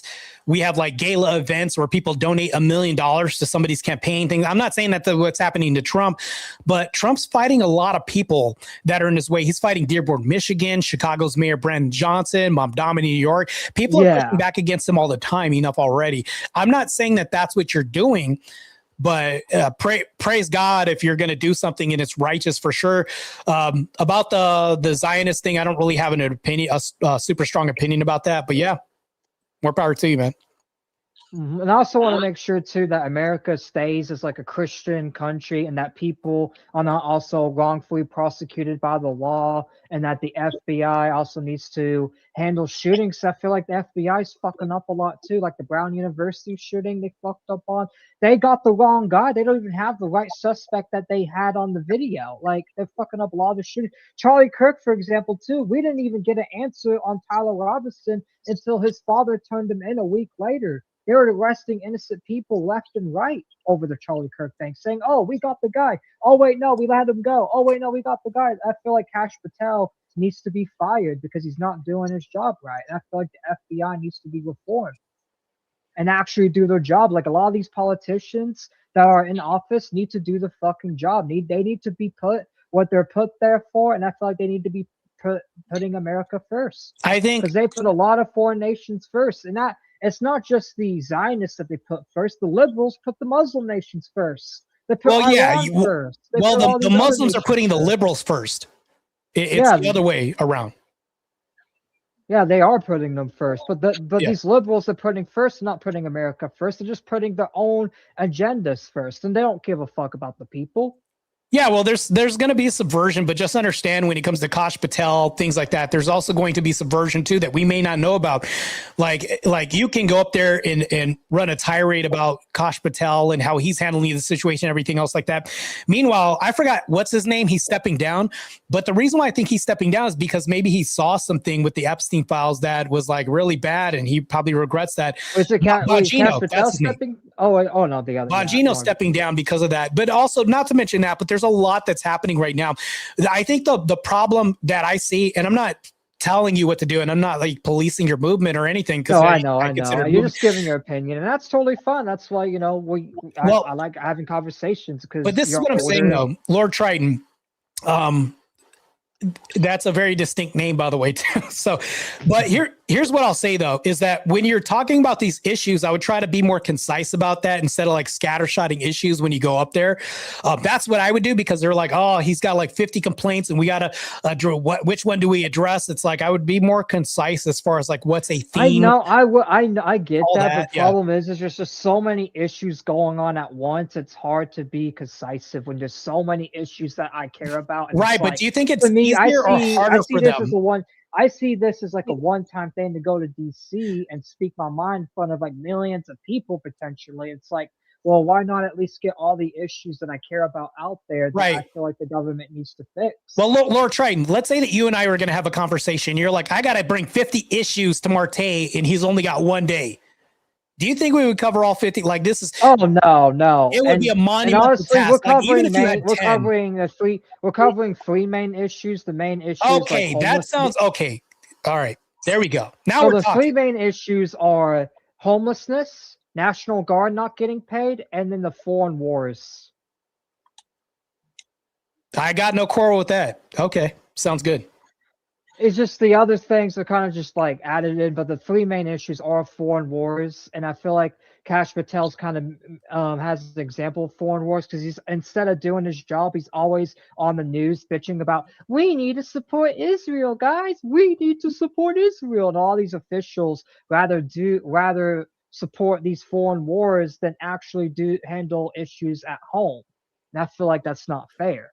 And also, I may not name Kash Patel like on my speech when I go up there, but we have a whole speech like getting written that I'm basically going to be speaking out on the foreign war issue and the homelessness and all that when I get up there. Well, I'm not the biggest Kash supporter, by the way, but hey, I'm glad this administration is in charge instead of Kamala. Oh, no, 100%. And that's the thing, too. A lot of people, like, just because I criticize MAGA, a lot of people have this mistake that, oh, you are a Democrat. Yeah, you support Kamala. It's like, no, I'm actually was pro-MAGA at one point, and I still am a registered Republican. I still am a conservative. I just disagree with MAGA personally because of me, not because of the lefty liberals. In fact, I still disagree with them more.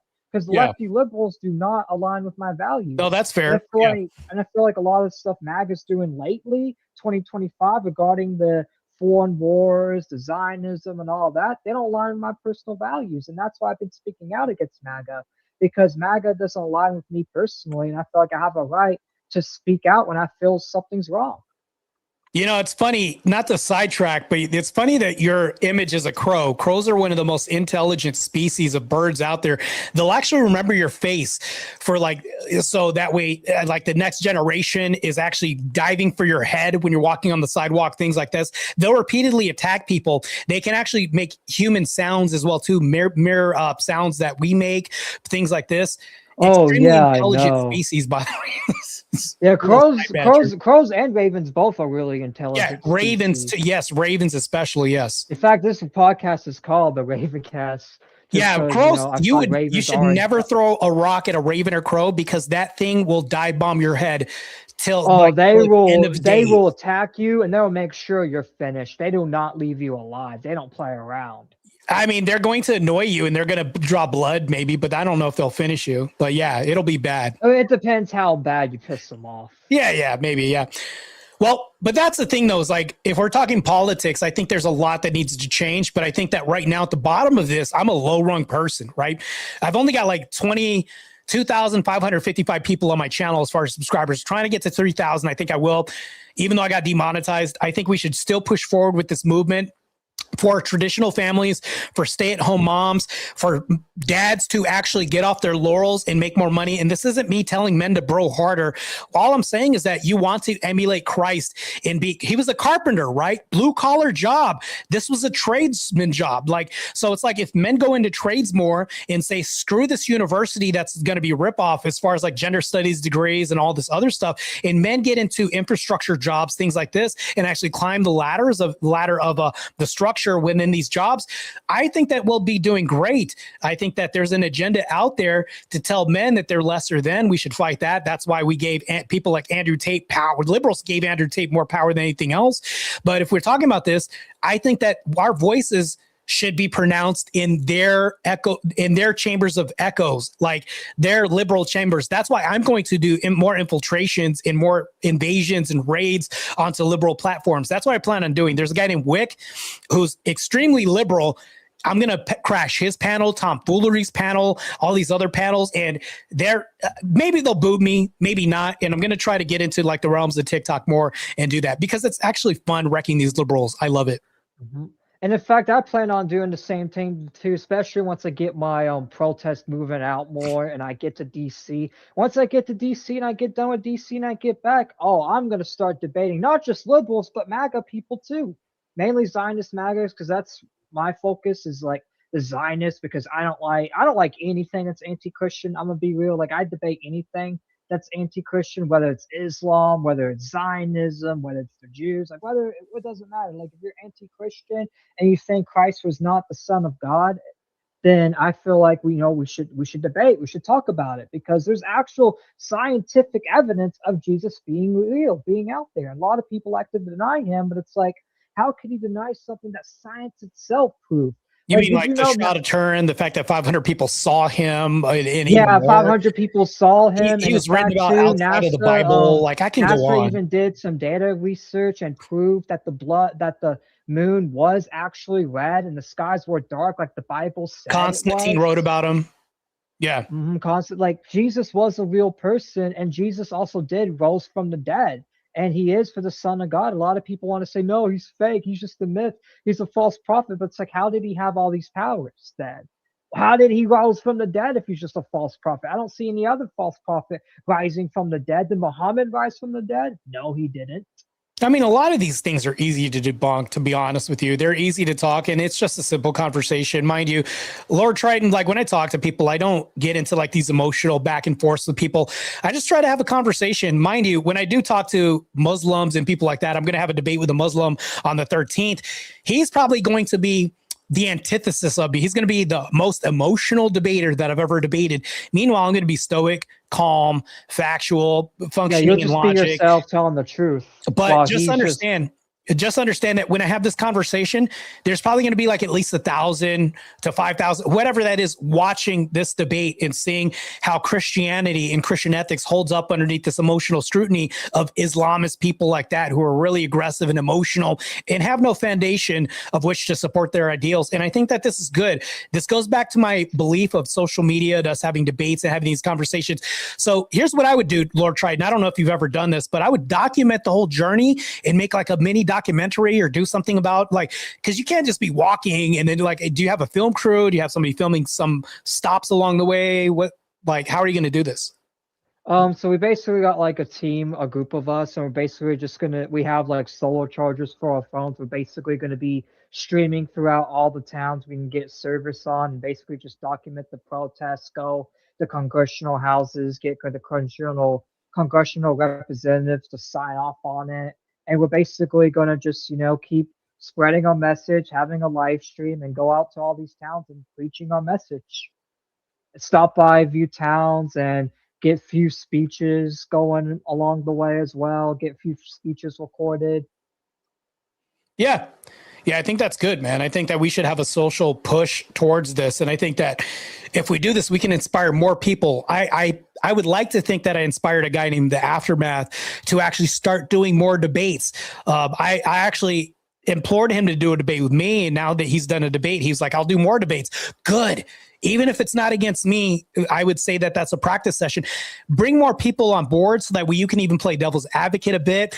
Get more people to be interested in kind of pushing back and debating these issues. Because if you have any Zionists that are willing to debate, I'm willing to debate with a few Zionists. Well, even people who are like, what I'm talking about is like people that are like, well, I wish I could talk, but I don't know how to debate or get it. Say, hey, just show up on YouTube and we'll have a mock debate.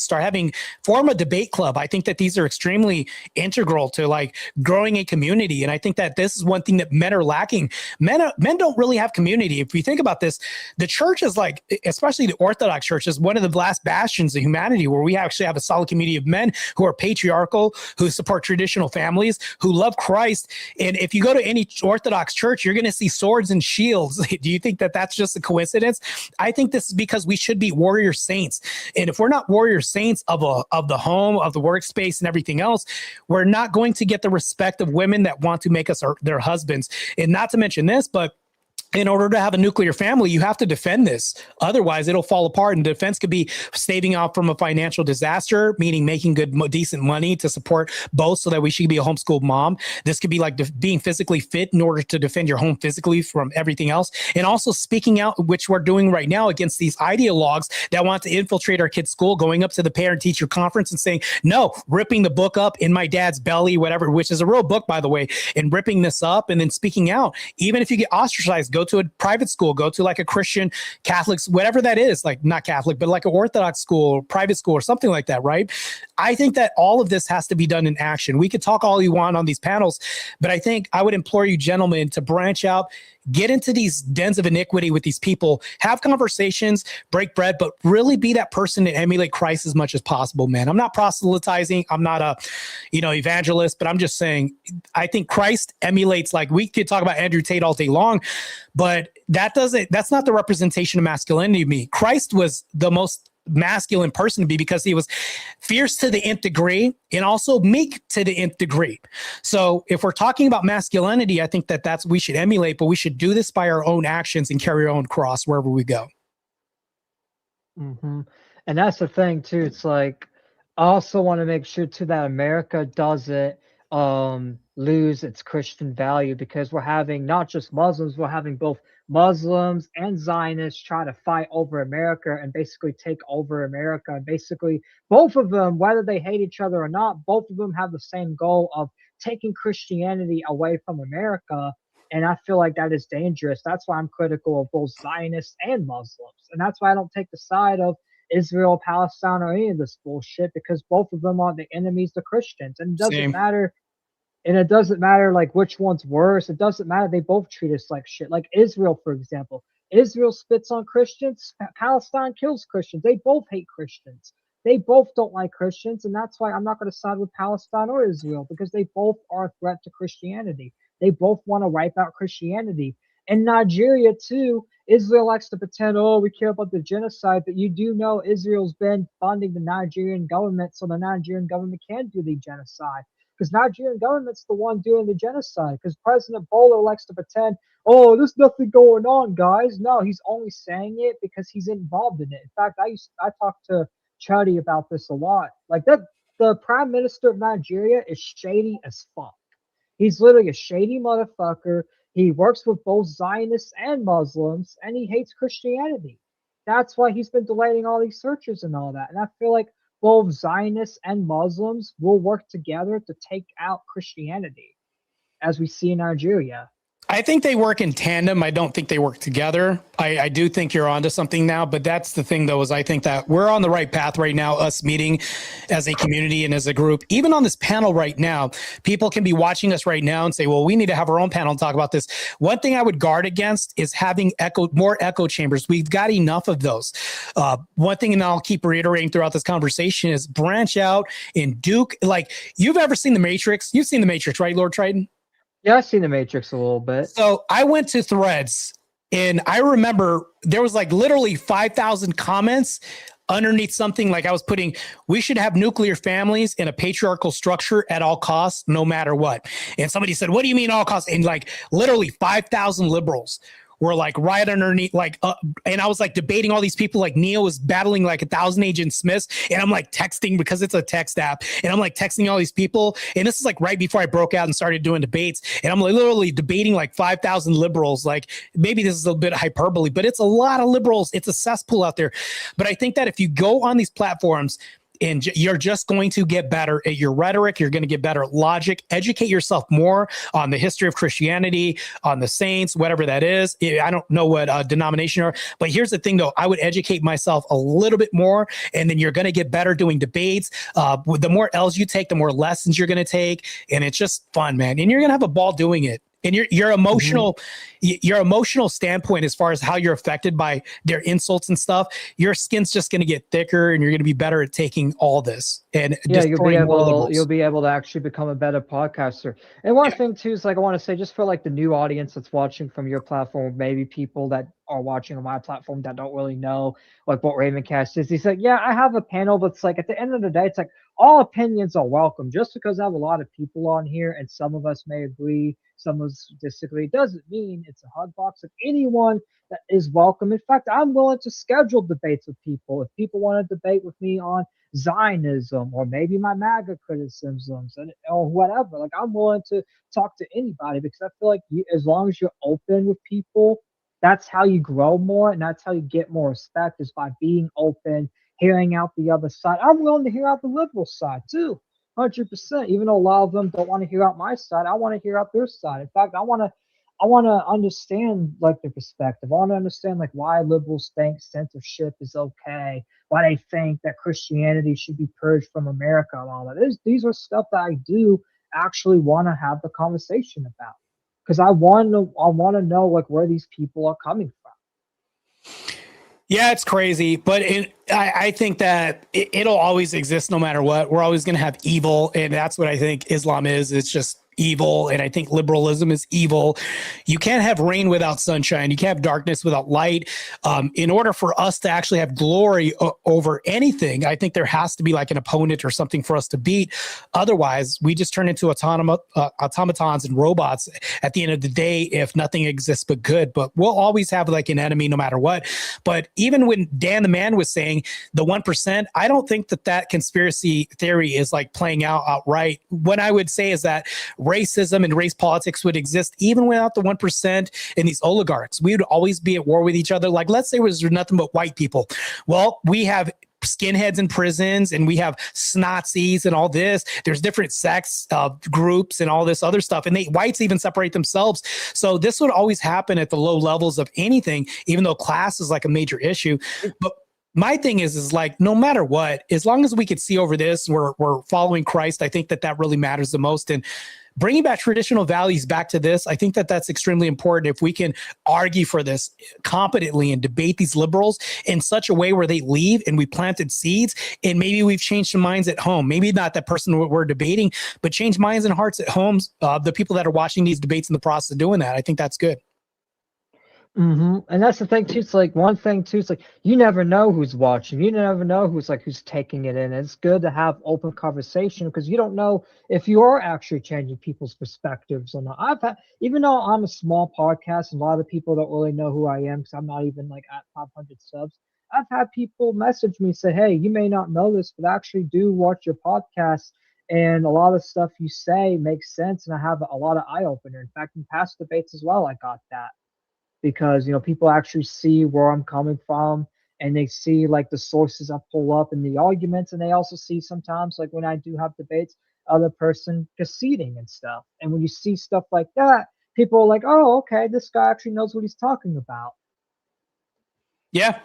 Yeah, good stuff. I don't know if were you just saying you've seen my podcast or seen some of my debates? I've seen some of your debates. I've done debates myself before in the past in the drama community as well. And I've also done some other like Discord debates within like with Zionists and other people that were pro-Israel and all that. So I've done debates, but my main process of like content has been just covering stuff because I'm not gonna lie, a lot of people I try to debate run away. They're like, "Oh, I don't want to talk to you. You seem like bad faith." And I'm like, "How am I bad faith when I'm wanting a conversation?" Well, I have an answer for you. This is how you do it. What you do is you go to liberal platforms and you just have a strong enough topic. Matter of fact, I could send you like a ton of topics that'll just piss them off enough to where it's like, no, he's wrong about this. I literally debated a guy named Radical Coper a little while ago on why men should not be stay-at-home dads. So like that was a literal topic. So these liberals will debate you on anything when it comes to this. I think that if you go to Threads, that's a good way to recruit because it just post something based. Post something that's consistent with Christian ethics, that's also based in the design of where you want America to go. Just post like a statement, and I can just send you some material through the Discord, and you'll just see all these liberals comment underneath there. And then you post at the top, well, if you guys feel so strongly about this, come debate me. And I guarantee you're going to get like 5, 7, 10 people wanting to do this. And out of 10 people, one will follow through. You know what Yeah, really one of them gets would definitely follow through. Look, one of them would see the light, and that's the thing. Not everyone's going to see the light, but you gotta at least try. You gotta at least put yourself out there and give them the opportunity, because you never know. Because you don't know that person. You don't know if they had the opportunity in the past or not. You don't know if they've been closed-minded. Because a lot of people that are liberals are closed-minded individuals that have not even heard the other side. Well, not even the person that we're debating, because I don't think I'm going to change the mind of the person debating like 99% of the time. It's the people we don't see that are at home and wanting to be entertained by a crazy debate topic, or maybe like the last debate I had is that whites are the most oppressed in the nation. I had a debate saying that black women are the most masculine women. I had a debate saying that whites should get reparations from blacks. My next debate is going to be on the 13th, and the debate goes, the prompt is saying you should be able to marry your first cousin. I think that when I pick these polarizing topics, like everybody wants to tune into this because it's such a crazy prompt. I would pick debate prompts that are just polarizing like that, but underlining with this, there are Christian ethics you have to talk about and bring. And these people that are at home watching, those are the people you're talking to, not necessarily the person you're debating. You're not probably going to change their mind, but somebody that's watching may like your content, may like the way that you're talking about this, logically following through with this, and it'll change your mind and heart at home for sure. Mm-hmm. It'll change their mind, or make them actually want to probably be a Christian. Make them, and you'll get a new subscriber, and they'll follow you, and they'll be like, "Okay, well, he makes more sense, so I'm now going to follow him." Right? Hey, And that's kind of what Nick. I mean, that's kind of what Nick Fuentes does. Because I've seen him debate. I've seen him debate with Dean Withers, and all he was just logical and funny. And a lot of people that didn't know Nick were like, "You know what? This guy's cool. He just destroyed this leftist. Let's go follow Nick. Let's go, see what he's about." And ever since that debate, he's been going on Tucker Carlson and more interviews and debates. And a lot more people have been subscribing to Nick's ideology because Nick's cooking people like Piers Morgan and other people that have platforms, the people that hate him. Because Nick's actually changed a lot of haters, including myself. Like, he changed me because I used to be pro MAGA and anti Nick like last year. But then I kind of started watching Nick more and opening my mind up a little bit. I'm like, he's kind of right about the Zionists. He's kind of right about these people controlling our country. And he's kind of right about MAGA. And that's why I flipped on MAGA, because Nick made more sense than a lot of the MAGA people he's debating. In fact, a lot of the MAGA people ran from Nick, like Charlie Kirk, Ben Shapiro. A lot of them ran from Nick, and I see that as pussy behavior. And as someone at home watching, I was like, you know what? I'm going to be a subscriber of Nick, because all these other people are running away, and he's actually willing to debate and converse with anybody. So there's a lot that's happening right now. And I know we're talking about a lot as far as like American values, people who are public figures wanting to go ahead and move the needle on something. I do have plans for myself. I do want to get on bigger platforms. I was on Jubilee like about a month ago. They called me and said they want me on 3 more episodes, or would like me to happen to be on 3 more episodes. I think that this is good. I think that not only this, but I do want to get better as a debater. I'm not like an S-tier debater like Andrew Wilson or, any of these other people, but I do want to get better. I've debated people like Destiny. I've debated people like, who like, there's a bunch of people that I like to debate too. Chuck, Charlie, the person that he debated, I debated her twice. So it's like, the better I get, the better I'm going to build this war against Islamists, against liberals, against feminists, things like this. And this goes to my next point. Trump just made a new, he's expected to replace LGBTQ plus month with Veterans Month. I definitely support that. That's also another thing. Oh yeah, I support that too, because I never even agreed with LGBTQ having a month. And this goes along the train of thought of platforms. If people are using their platforms for good, which the presidency is a platform, I plan on using my platform and having this grow and get more subscribers, so that way I can change minds and hearts at home. But also, I just love destroying these freaking liberals left and right. It's my favorite. I absolutely love it. Which I know you are on the West Coast, so you probably can't make it, but would you want to join our March for America protest if you could make it? If you can't, that's fine. Wait, hold on. You're talking about me doing a lot of cardio? I mean, you already do. You are a bodybuilder, so it would actually help you a lot. Well, I would have to eat probably 6 meals a day. So it's like, that's so much prep for me. It's like, oh, no, I mean, you're good. I wish you guys good luck though. I hate doing cardio, to be honest with you. But I'd rather stick my head in the oven and do cardio, but it's a necessary evil and I have to do it. But that's too much cardio. I'll probably eat away a lot of muscle doing that. But yeah, thanks. Yeah, no, I understand though. That is understandable. Excuse me. Go ahead, Booty Warrior. It's so funny I have to say that name. Yeah. I don't have to say it, but that it's just there. But anyways, go ahead. So one of the ways you can piss off liberals, one of the best and true and tried methods, you bring up abortion and you say it should be illegal, other than hell, I'll go a step further. It's illegal, and if anybody wants to practice it in every single state, you will get the death penalty yourself for practicing and doing that on an unborn child. Now, if the female has been raped, well, I would stay away from those words right there. The grape, I would say grape instead, and grape, baby deletion, all that stuff. Yeah, baby deletion, whatever you want to call it. I'm trying not to get demonetized even. Oh yeah, because he is streaming on his end and he is monetized. Which we're also I'm trying to get monetized, and having those words kind of doesn't help. Well, I don't really do it for monetization, but it's like I still kind of want to get my voice out there. And honestly, I'm not gonna lie, this may be a hot take, but I hate that YouTube has all these rules. I kind of wish you could just go on and say whatever you want uncensored. But these are just YouTube's gay rules, unfortunately. Anyways, if a female is raped, or if she's gonna die while having the baby, but even then they can, usually save both lives, right? But first of all, why would you even have a baby? You should use birth control if that's the case. If you're birth control, Plan B. No, abstinence is a form of birth control people never want to bring up. They never want to bring up the fact that they want to be chaste. People don't this just means that you can have all the mistakes and just delete your mistakes that you have. Life doesn't work out like this. So this means you can't vet your men.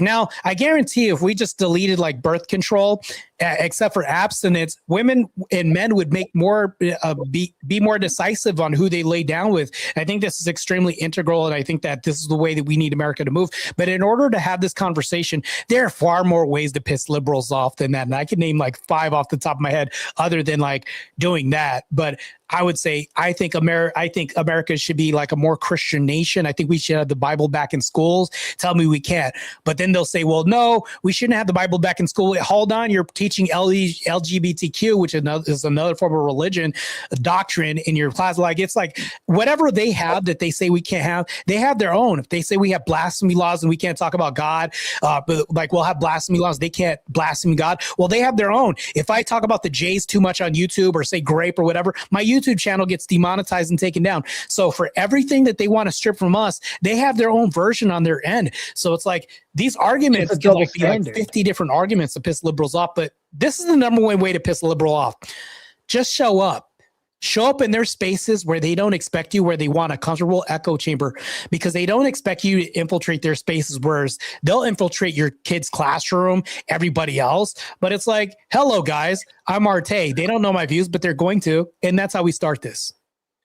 Hello, guys. I'm Lord Triton, and I support Christ. And all of a sudden, everyone's like, oh, what?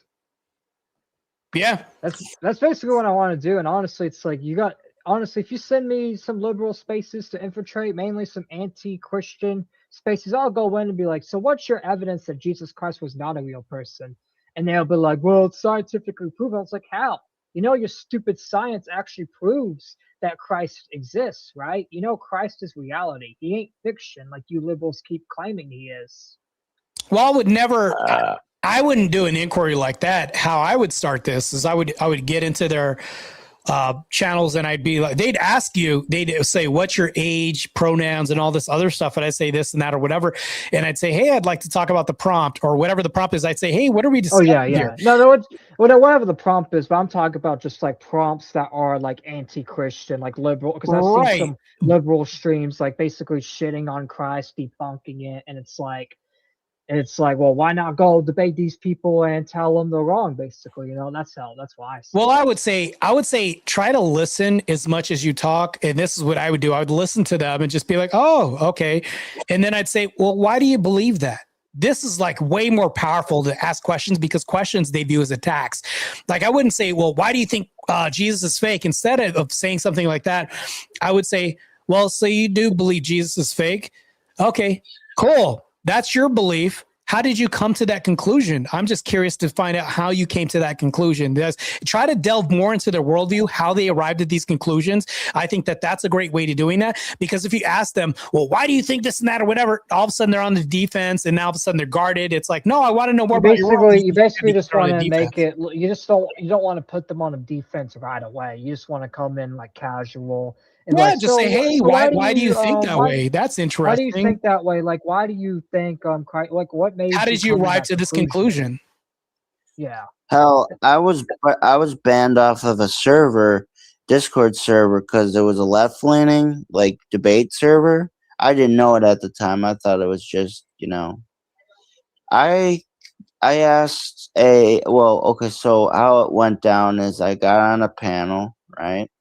This is a while back, and I'm sitting there debating people, and they let on a trans. This was like right at the start when Obama got in, you know, stuff like that, when things were starting to go downhill, right? Anyways, so they were debating. I was still kind of unsure. Well, what happened was I got their pronouns wrong, right? Instead of me asking, what do you go by? I said, well, her opinion was wrong. And it was apparently a female trying to be a guy. And I was banned from that Discord and kicked off the panel. So you didn't even know that they were trans. Like, you just thought, because that's the thing too. It's like, liberals want to try to normalize, like, oh, you gotta ask people for the pronouns. It's like, I just go by people's voices and how they look, because that's how I always did. That's the thing. Me too. And it's like, it's how you look, and it's like, yo, what's up, bro? Or it's not just that too, but it's like this is going to be a hot take. It's either a boy or a girl. Like I don't see 50 genders. Like I was never even taught that. I was always taught as a kid, it's boy and girl. That's it. I didn't even know what transgender was until like I was like 16, 17, like 4 or 5 years ago. Well, back in the day, they used to have this video game called Baldur's Gate when it first came out. And at the intro screen, they had this selection thing and it said, choose your gender. And when it said gender, we all knew it was sex because you had to choose a male or female. So to me, it's like they're the same thing. It's like gender and sex. It's like you're either a boy or girl. There is no third sex. And even when people talk about things like chimeras, it's like it's so rare. Why even bring it up into the conversation? Like, I just don't understand this. That's just an easy conversation to have with people, for sure. Yeah, so I do get how you can talk to these people, but like what you said, it gets under their skin for just being normal. So what made you decide to do like debating content, and how long have you done debating content for? Well, I was doing interviews as a pro athlete and people wanted to have me. They were like, oh, you're training for the Texas Pro or the New York Pro or Chicago Pro or the Europa, or, and there's like people from the Czech Republic I'm competing against. There's a guy from Italy, Niger that shows up, Brazil, people from Canada come here and compete all the time. But it's like, here's the thing though, when they're interviewing me, I get bored with sports talk. And I'll be honest with you, I'm an outlier. I'm a pro athlete that's not into sports. It's weird, right? I don't watch NFL football. I don't watch any of this stuff. I'm more into like sci-fi, horror, things like that, and reading and, conversation and philosophy, things like in way more into like Christian history and all that. Like, so when I get in these podcasts, like this diverts into conversations like when you're dieting, do you ever get pissed off when you're dating somebody and this happens and they bring up conversations? That's what like really gets me talking. And then we get into debates about this. I got a call from another podcast and they were like, that turned out to be a crazy debate and you destroyed that person's thought process and how he thinks dating and bodybuilding go to like all this other stuff. And they're like, we don't want to talk about sports. We just want you on our podcast to talk about that. Next thing you know, I showed up on different people's couches doing podcasts, talking about relationship dynamics, things like this in my own belief system. This is like way before I got into Christianity and leads me into getting into orthodoxy, to where they were both happened at the same time. I saw this guy on the whatever podcast and I was like, wow, who is this guy? He just looks like the average 9-to-5 blue collar worker person. And it was Andrew Wilson. And I was listening to him. Not only was he entertaining and charismatic, but I was like, all right, I guess I'll pay attention. And the only reason why I watched the whatever podcast was for him. And then that's it. And then I found out this guy was like an Orthodox Christian. I was like, what is Orthodox? And I started doing my research, doing this. So debate and getting into Orthodoxy came hand in hand because I just knew that I grew up from a Christian upbringing, but I knew that I wasn't a yes man. I said no when I disagreed to a lot of things. And I did this growing up. And next thing you know, somebody was like, you should be a lawyer. You should get into debates, all this. And I just ignored this. I was like, well, I just disagree with a lot of things and I just want to hear the truth. Next thing you know, I started doing more podcasts and I became one of Andrew's trainers at the time, or the trainer of Andrew Wilson. And I started inquiring about debates and inquiring about orthodoxy. And now all of a sudden I just came back into following Christ. And now I'm debating liberals, secularists, feminists, and apparently now Muslims now too. And all this is great. And that's how I got into debate, man. Nice. And honestly, it's like, that's how I be kind of getting into debates a little bit. I kind of do like 2026, especially. I kind of want to get into more debates because I always like, even I question my own religion sometimes. I question like some mainly like Catholic teachings, like when they say, oh, just because someone's not Christian, that means they got to go to hell. It's like, and I speak up to my family. I'm like, I don't believe in this. And I don't even think the actual Bible states this. So why are you guys stating it, And that's why I'd be getting into debates, because I feel like a lot of people that try to spread the truth get it wrong. And it's like, I want to be the one that actually spreads the truth the right way and actually doesn't go against my own teachings like a lot of people do, because there's a lot of people on our side that do be hypocritical, that do get stuff wrong, and it makes us look bad. And that's why I feel like we need to call out the other side and people on our own side that get stuff wrong and act like the people that we're trying to go against.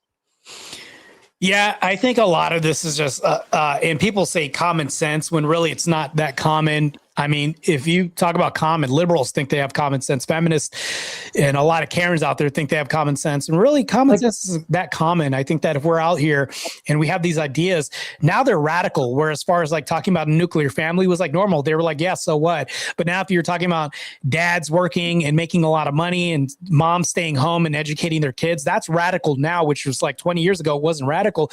Things have changed so much to the spectrum of like social relations and our ideals for family and raising kids so much that to say these things get you banned and kicked out of platforms and TikTok and all this other stuff so much. It's like, no, we should revert things back to where they used to be, more based and more Christian, like a foundation of Christian ethics.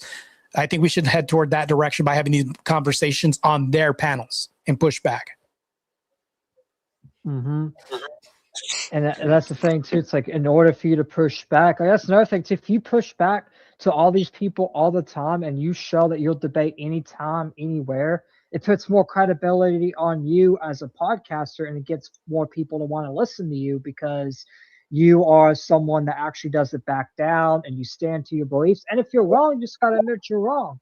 And number one thing a lot of debaters should not do, even if they are wrong, and I know this may be hot and some people in the audiences may disagree with this, but you should never, ever, ever apologize for a stance you have, even if you are in the wrong, because a lot of people will use that as weakness. You just got to say, hey, I was wrong. Move on. You don't have to say, well, I'm sorry. I'll push back against that. So if a liberal is wrong about deleting babies, I think they should apologize. If a Muslim I'm not talking about that. I'm talking about us. Right, but I'm saying even us, like I think that if somebody says, well, I wasn't a Trinitarian, I apologize. Yeah, now I'm a Trinitarian. I don't think there's anything wrong with that.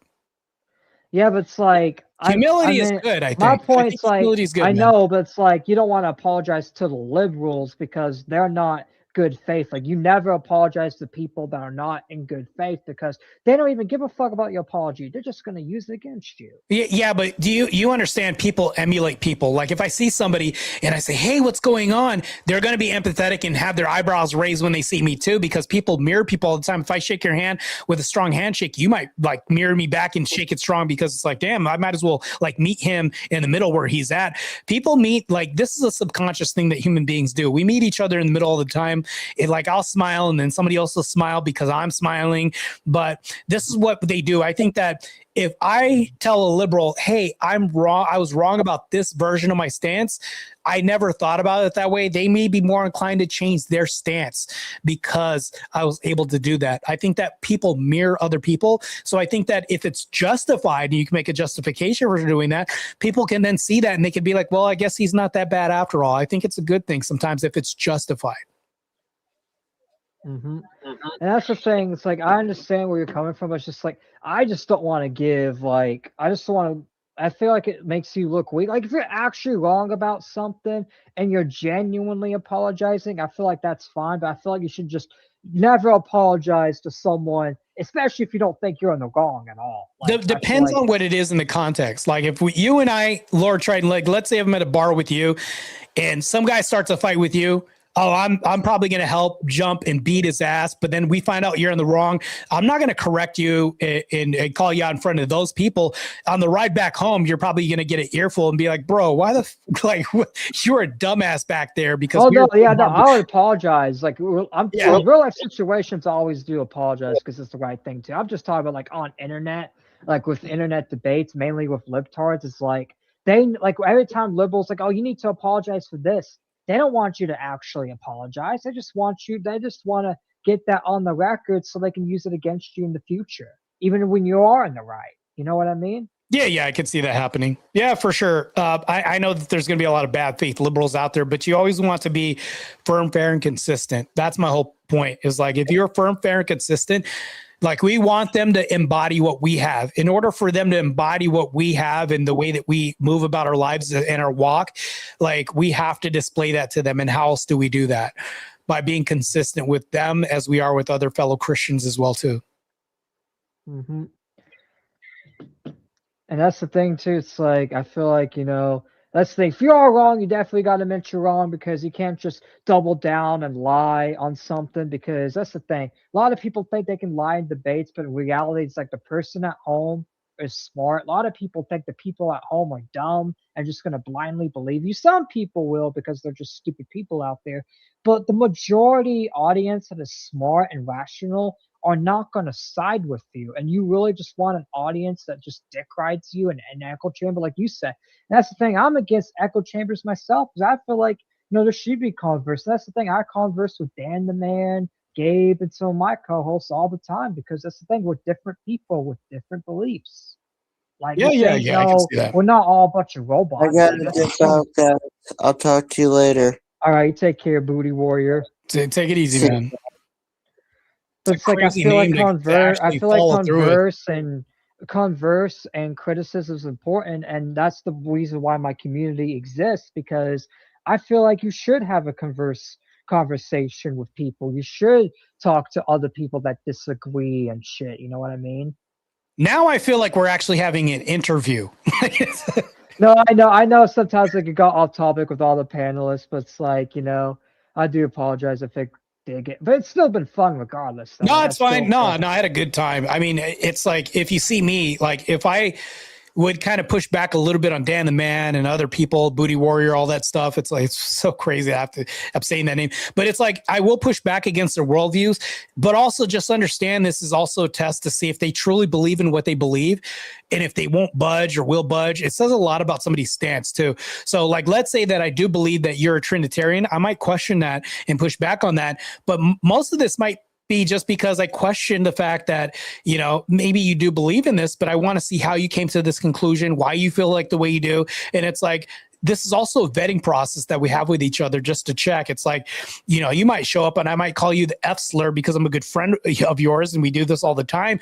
But it's like, if you're oversensitive and you're saying, oh my God, I'm just going to cry and be pissed off about this. Well, I just vetted you from my circle. Maybe you don't belong here if you're too sensitive. Yeah, do this with each other. Handle. That's another thing too. It's like over the years, like I've had people in my circle come in and I just call them a retard as a joke and like, you can't say retard. It's like, for one, I got a disability, so it's my word, motherfucker. Yeah. You can't take away my word, for one. For two, it's just the word. And if you get offended over words, you shouldn't be in my circle. Like, come on, what are you doing? 2025, grown-ass man getting offended. Like, I see a lot of grown-ass men get more offended than the white liberal Karens. And I know that's a stretch, but it's the truth. I've seen men on Discord and YouTube and some debates I've been on be more offended than white liberal women, and it's scary. Well, yeah, I would tend to agree with that too. But it's like, we also have an advantage that we have something that women do not have. Like let's say you and me are going to go out on a night out in town and you're like a lard ass and you're wearing a shirt that's too small. I might clown you a little bit before I go out and just, give you a little bit of a rough time before we go out. But all this is kind of to help your development a little bit. Maybe you might think about getting back into the gym, something like that. But I don't think that this happens a lot in women's end. That's why men have a lot of self-development courses and classes, whereas women, you don't see a lot of self-development on their side. And I think that men are actually able to be more honest with each other and razzle us a little bit and talk shit a little bit. Like, we can do this to each other and clown each other before we get out. Whereas like on the women, I got to learn with that with women, because I try to clown like that with women, and a lot of women get offended. And I'm sometimes surprised, but then I'm sometimes surprised, but I'm like, wait a minute, you can't clown with women. Like, I'm still learning as like a 20-year-old man. Yeah. Learning that, hey, how you talk to your boys, you can't talk to a female like that because they will get offended. Now, there is a difference. Like, let's say if I'm married or I'm in a relationship with somebody, like, she might tease me a little bit and I might tease her a little bit. Well, that's kind of like maybe a term of endearment of me just calling her a name, or she might call me a name, but we have like an inside joke. Like, that's different. But in regards to people you don't know, like women, they themselves don't have this culture, whereas men have this culture where we have locker room talk. We'll talk shit to each other. But if you go to a woman's locker room, they might say nice things to each other in their face, but then they'll talk mad shit behind their back. Like, it's like, so the cultures are definitely different. You'll observe this in culture. It's rare that you'll see a woman be completely honest with a girlfriend saying, no, you're a fat tub of lard. You're not getting that king that you said you're going to get. You not know how, you're never I probably bet you probably had this a lot, but I've had like random girls come up to me or text me and be like, oh yeah, my friend's a fat piece of shit. I'm scared to tell her, but she's an ugly piece of shit. I can't believe I have to deal with it. And I'm just like, why are you even friends with her if you're going to talk about your friend like that? And they're like, because I like the personality. It's like, you're telling me you don't like the personality, so why don't you tell that to them? And they get mad, like, I don't want to have to face the music. But it's like, you want men to face the music, but women don't face the music at all. Yeah, yeah. I know if I talk shit well about, too. like, if I talk shit about these random girls that I don't even know, they'd come at me and be like, oh, why don't you say it to my face? But then they're doing the same thing about the best friend that they've known since like but behind her back. Yeah, you'll see that a lot. Behind the back. Yeah. See, I do it. See, men do it out in the open, but when men do it out in the open, women get mad. But women will do the same thing, but behind closed doors. They'll be more covert. They'll definitely be more covert. Yeah, you'll see this all the time. Yeah, man. I appreciate being on your panel. Do you have any other questions or comments, criticisms? I think that's like everything that we have so far tonight, which I definitely would like for you to come back on like 2026 to have more in-depth conversations and maybe host some debates too, whether like we disagree on something or if you disagree with one of my panelists or if you find someone in my community that disagrees with you or something. All in mind, like having more collaborative conversations about like a lot of the stuff we talked about, because I feel like a lot of the stuff we talked about, even if we don't agree on every single thing, has been really, really conversive and really been moving forward. Yeah, we've been good. But I will say this, though. If one of your panelists disagrees with me, I would implore them to actually take it to a moderated debate. I know a few moderators that we could hash it out there. That's always going to be a good time, and it's entertaining for everybody to see. Which that's the thing. It's like I wouldn't mind having them go on the other debates because that's the thing. A lot of them want shine too, and that's the thing too. It's like for me, it's like I've moderated debates before too. Like I can moderate debate. Like I won't even like say anything unless like the panelists like ask me a question, because in debates I want to make sure like if people are conversing with each other that it's just them and it's uncensored and they just go at it. You know what I mean? Yeah, for sure. And here's the other thing too, is like the reason why I don't like panels that much as I do debates is because like, let's say I'm talking to Dan DeMann and I'm debating him, somebody else might bail him out and give a good solid point. When I'm trying to hold his feet to the fire, they might come in and bail him out. I don't like that much when I'm trying to have a one-on-one with somebody, whether it's like, if it's a moderated debate, that person has no escape. And I love that. Yeah. And that's another thing too. Like if you ever want moderated debate with like someone and you don't want a bunch of people, I can always shut down the link and only approve you and that debater, and then you and that debater can go at it, so it's a fair platform. Yeah, for sure, man. I know a lot of people don't really, and I didn't mean to like, I know like random people just jumped in the panel just because a lot of them. No, you're good. Booty Warrior and Gabe actually. If I didn't like it, I would have told you, and I would have been straight up with you. I would have been like, "Hey, man, I thought this was and that's what I like about. That's what I was told. Whenever I would have went that route, but I didn't.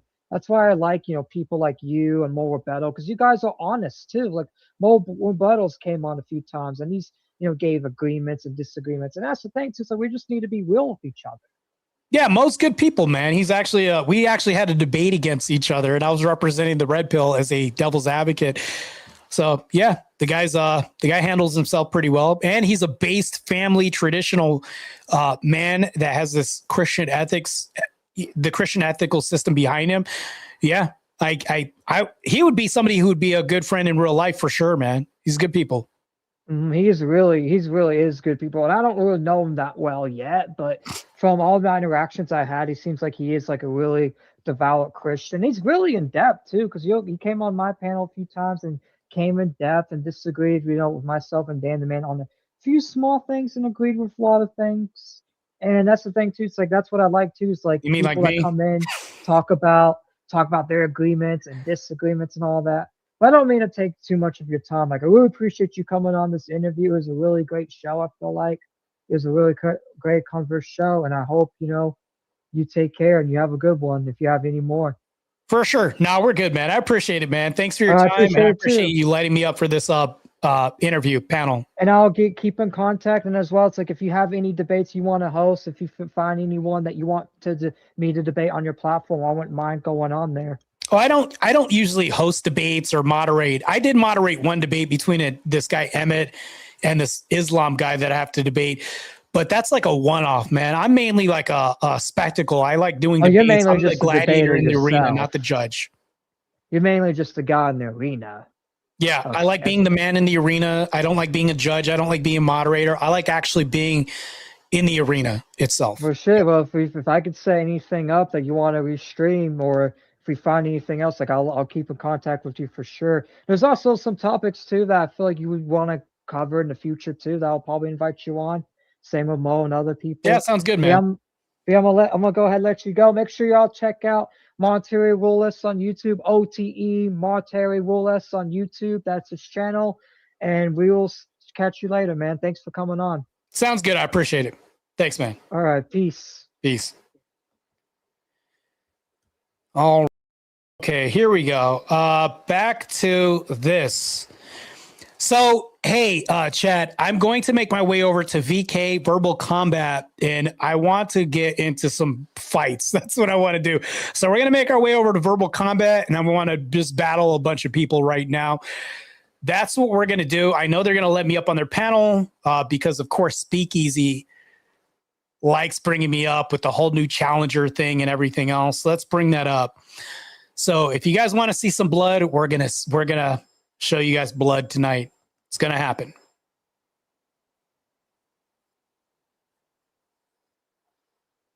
Let's go ahead and share this screen real quick.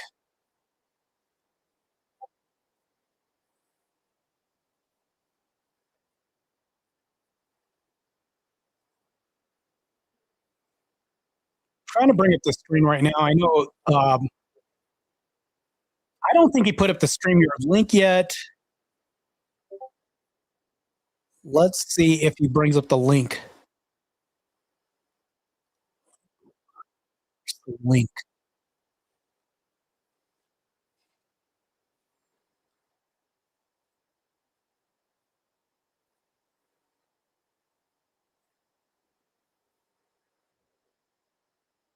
I'm going to type in that I'm coming up.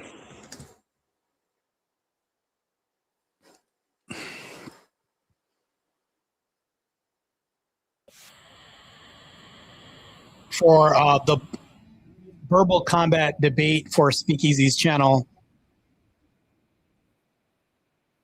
Blood. Sound like one of my brothers that's on that degenerate side of black culture for sure. You're gonna violence? Ha ha ha ha. Go get him, Martae. Yeah, I'm gonna participate in Verbal Combat.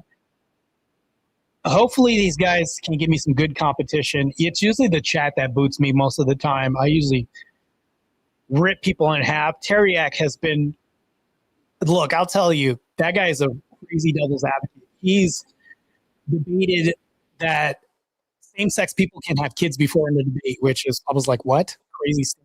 It's actually on the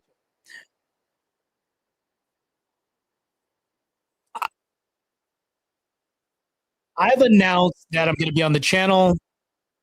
People in the chat are like, Martae, come up. I'm still waiting on the link to come up. Oh, here we go. I got the StreamYard link.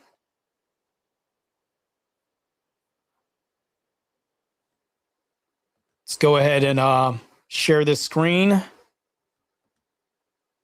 Green room. Here we go. Share the screen. For 5 minutes for 20, and they only have 1 minute left. It's still 20 to pull them out. So think of it wisely. If you really want to pull somebody out, do it instant, so you get your money's worth. And then we got the $50 force a topic. Tonight is a wild card night, but it doesn't matter what night it is because you can force any topic you want anytime. All right, obviously within TOS, and obviously if no one fights about it, I will find something within your topic for them to fight about. Trust me, I'm good at that. moving on to the battle attacks. All right, we got the $2 name change for one fighter. So you want to name change a fighter? Anything you want. In the words of our favorite Australian, Kieran, all right, it is the best $2 you can spend on the internet anywhere, anytime. Okay, name change a fighter for $2. $40 for the 5-minute 1v1 death match. Okay, the loser leaves, and it's 10 for an extra minute during the match and 60 for a solo judge. So this is how it works. You're going to pick 2 people. I'm going to find something for them to fight about. They're going to go for 5 minutes, but during that 5 minutes, you can pay $10 to add an extra minute. You can pay 60 to solo judge the 1v1. If we don't get a solo judge, it goes to the chat poll, and the loser of the poll will lose their soul. He always says that. Then we got the $60 6-minute 3-way death match. Again, you'll pick 3 people. I'll find something for them to fight about. They're going to go for 6 minutes. You can pay for $10, or you can pay $10 for an extra minute. 60 to solo judge. If we don't get a solo judge, it goes to the chat poll. The loser of the poll will lose their soul. And then finally, we got the $80 8-minute 4-way death match. Okay, you're going to pick 4 fighters. I'm going to find something for them to fight about. $10 for an extra minute during the 8 minutes. $60 to solo judge. You're going to be solo judging the 2 losers, because in a 4-way death match, 2 people will be leaving. Okay, so if we don't get the solo judge, it goes to the chat poll, and the 2 lowest on the poll will lose their soul. It's verbal combat. That's the we name also of the got the $100 fatality. So you're like, listen, fuck all this. I don't even want this person to talk. Just get them off. You can do that too. Okay. So I'll be going to war against people. Everybody that gets brought up, and we're going to be debating. I think one time it was like me and Abe Dinkus finals, and Abe happened to beat me out. Remember, the crowd or the chat can actually vote you out and all this. So that happened. Speakeasy into the fight. It's $140, and that means I'm fully in. I can win. I can be fatalityed. I can be muted. I can be put into 1v1s. All of this. You could literally pay $240 to put me into the match, fatality me, and then I'd have to run everything from the back. Because when I get fatalityed, I have to run it from the back. That's just a part of the rules. All right. I only made the rules. All right. You enforce the. But these is the rules. Okay. But that's how you add Chang Speakeasy into the fight. All right. Oh yeah, remove a minute during a 1v1 is 20. Yeah, that's right. That's true. Sorry. Where are we? 60 minutes to extend the show. So we go till 2:30 a.m. Eastern time normally. We already have tonight's show extended, so it's not a problem for tonight. But normally it would be $60. You add 60 minutes to the show for 60, and it can only be done one time. It can only be done one time because, trust me, there's been nights that we would probably extend a week if I would have let it go. Okay. And we can't do that. All right. I mean, I can't do that. I can't be staying up for weeks anymore. All right. I got too much other shit to take care of. Then we got the 8. We're into the support attacks now, guys. We got the $8 full screen one fighter. So if you want to be able to still hear everyone, but you only see one person for 3 minutes, all right, go ahead, hit the $8 full screen. Then we got the $90 revive a fighter. So if your fighter gets eliminated in a 1v1 or someone fatalities them and you're like, no, I want them fucking back. All right. I want them back now. Yes, William, I just said that. I just said it's taken care of tonight. I just said that. Now, and thank you, by the way, William. You're a legend. Shit. What was I saying? I forget what I was saying. I read that like a dumbass, and then I forget what. Oh, yeah. Your favorite fighter gets eliminated. You're like, nah, I want them back. get him with a revive a fighter. Okay, now think about this next one here because it's So I went over to my godfather's house for Christmas, and my godmom had made these awesome buttery cookies with the Serbian recipe. Chef's kiss, like the best thing. They're like not too sweet.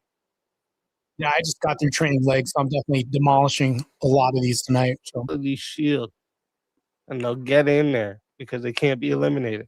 All right, so use it wisely. Also, this move, again, this move was put in for fun, but if someone ever pays it, again, I will fucking honor it always. All right, listen, we have unplug the game. All right, it's $2,000. All right, if someone sends this, what happens is I instantly hit end stream. I don't do nothing else. I don't even say anything. I don't say, okay, next week, blah, blah, blah, blah. You end the game. It means the prize automatically goes to next week. The game's over. I'll probably start up an open panel or something just for fun. But that's the move. All right? That's how that works. You stop the game automatically, put the prize to next week. All right? That's unplug the game. It's like, you're beating your little cousin in Nintendo 64 and they just fucking take the thing out of there and fucking throw it. Yeah! Now nobody plays. It's kind of like that, flipping the chessboard kind of thing. Then we got the chat wars. I know y'all love to fight each other. All right. You wanna make somebody stop talking for 5 minutes? It's $5. If it's a mod, 10. But my wife is off limits because I am the only one allowed to give my wife a time out. All right. I did put the StreamYard link, but I didn't pin it, I don't think. If my wife could pin that for me, please. Or can you? I don't know if you can. Does it let you? Let me know. But anyways, we are gonna get into some verbal combat, baby. We got some fighters in the back already. And if you want to join, get your asses up in the back here.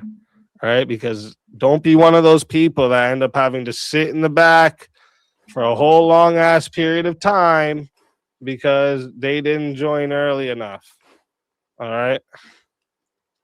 Don't be one of those guys. You know that guy? We all know that guy. Don't be that guy. All right. All right.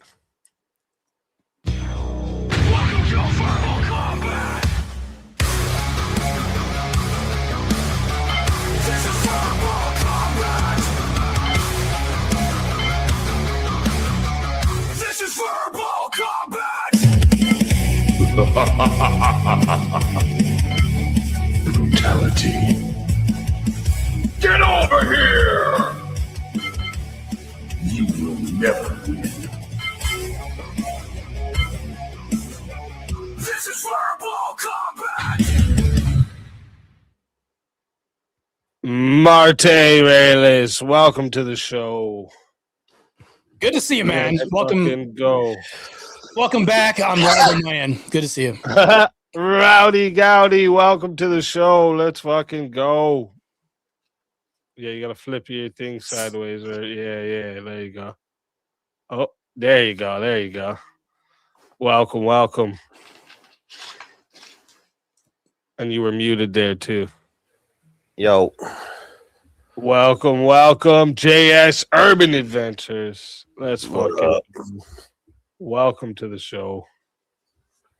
Let's go. What up? Oh, yo. There you go. Check. Can you hear me now? There you go. Now we hear you. So how's everybody's Christmas gone? It's pretty good. Yep. Well, Great. nice time with the family. That's what's up. I'm gonna have to move downstairs now. I came up here because she was watching TV and now she just went to bed, so I need to go down there. But I'll move here in a little bit. Yeah. If you need to move, no worries.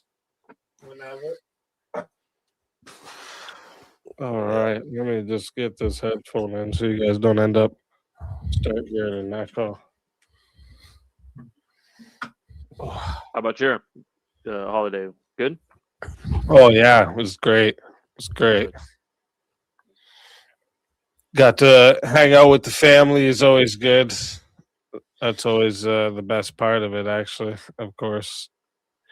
We got this place called Pop Stroke out here, and it's like a putt golf place, but it's designed by Tiger Woods, and it's like for adults, and it's like cool putt, not like windmills and goofy obstacles. It's like real greens with like sand traps and.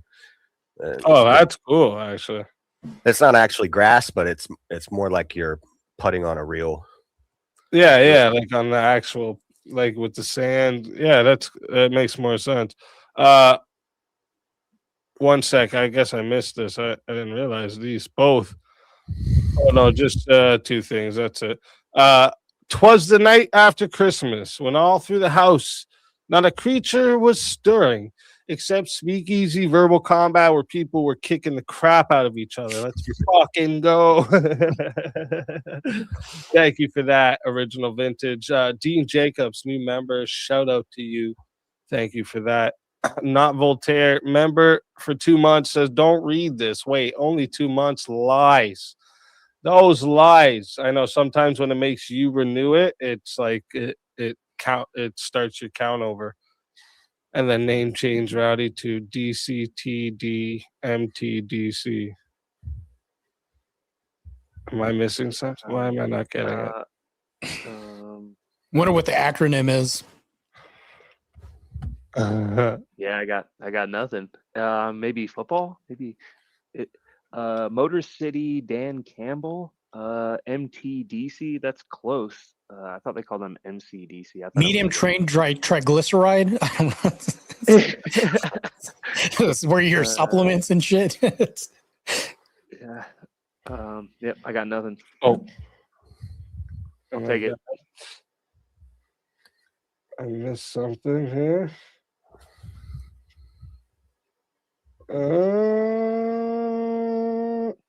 It'll be. Oh, okay. Nice. I got a name change. I missed it. I just turned the other phone on, William, so that's why I missed that first there. Is there a theme tonight? No, it's a wild card night. Oh shit. Mm-hmm. It is a wild card night.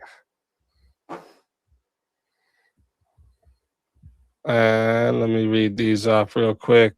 Or one more. That new Nick Shirley video, check that out after tonight's event. All right, I'll check it out. Thank you, Wagera. Thank you for that. Were you guys... Oh, shit. Sorry, we got another fighter in the back. Welcome to Verbal Combat. This is Verbal Combat. This is Verbal Combat. Brutality. Get over here. You will never win. This is Verbal Combat! Rev Russ, welcome to the show. Hey, glory to God in the highest, and on earth peace and goodwill toward men, except for tonight. Let's go. Amen. That's what's up. Good to see you, Rob. Good to see you guys. How's everybody's Christmas? Beautiful. And yourself? Oh, really good. We got the big Christmas tree set up in the living room. So got the angel on top, all that good stuff. That's what's up. Rev, do you have your debate yet on Speakeasy's channel? Did that happen yet, Speakeasy? What? The Trinity debate with Rev Russ? Oh, it's coming soon. That's going to be a good debate. Knock him dead, Rev. Oh, yeah, for sure. It's going to be fun. You look like the gunslinger from the Dark Tower series. You familiar with that? Yeah, the No, real one, not Idris Elba. Yeah, not the revised color swap that we were talking about. Yeah. Shit. So but I thought it was a cool Oh. avatar. I popped it up for Halloween, and people liked it, so I'm just sticking with it for now. Hey, I like it. Did you see the photo I used for your for the thumbnail? Yeah, that was pretty cool. Yeah, it's pretty like I what I did was I just like used like the AI generator, and I just described your photo to the AI generator, and it gave me that, and you can see like an actual face silhouette in there a little bit and stuff. I thought, oh, that's kind of cool. I like this. If you want, I can send you that photo too. Okay, cool. But yeah, it's pretty dope. I was like, oh, this looks just like his photo, except you can see a little like shine on the one side of his face, so you can see an outline of a face almost. Yeah, cool. for sure. I thought it was cool. Oh, and one more thing. That speaking of cool, I want you guys to, and because we got more people in here, I just gotta make sure I push this as much as I can. But give me your thoughts on this.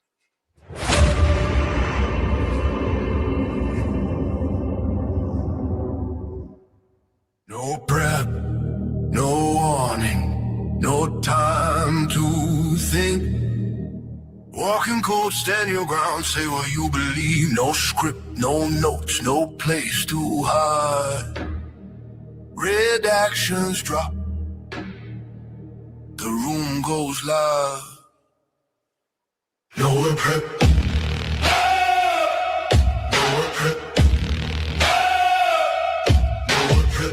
Two minds enter, one stance breaks. No prep, no prep, no prep. No topic, no opponent name. Just pressure, just fire, just a bait. No prep, no prep. No warm up, no safety net. You showed up, now defend it. This is no prep debate.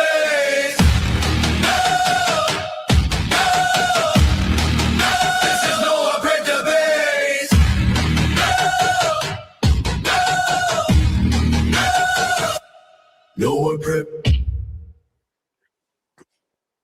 That's pretty cool. I think it's sick. I'm Yeah, stoked. not bad, man. Yeah, that's sick. I like it. I like it. I got some topics to catch him off guard with. Yeah, that's how I was trying to think of. Jay already ready to. I got some secret folders. Got this in secret folders. I can't wait. Shouts out to what is it? Who was it? Sempiternal. It was the acronym for my don't count the days, make the day count. That's what my name stands for. Oh, yeah, fuck me. Right? I didn't think about it. But hey, Gooch, thank you very much for the $20 super chat. Much love from Texas. Not one step back. Not one step back. So, what'd you say there? I was just saying the name is funny. Tay Gooch. I know. I love it. I love it. It's one of the. I got like a top 10 names that I love on YouTube, and that's one of them. Tay Gooch. There's Hunter Cry Alone. I fucking love that one. Sounds too much like Hunter Avalon, but that's the whole point. Yeah. So and it's even like a little cartoon character of Hunter crying. It's funny as fuck, dude. So good. And he always comes in and makes like Hunter Avalon references, like clowning on Hunter Avalon. It's so good, dude. Shit. All right. So I got a couple good topics that I wanted to possibly do tonight here. The first one I think I want to go to here is because it was only because I had seen something pop up on it. I know we've done it before, And you guys, sometimes I'm just gonna just put it up and just not say anything. I don't want to influence you guys. All right, that's all. Okay, so the prompt is secular marriage should be promoted.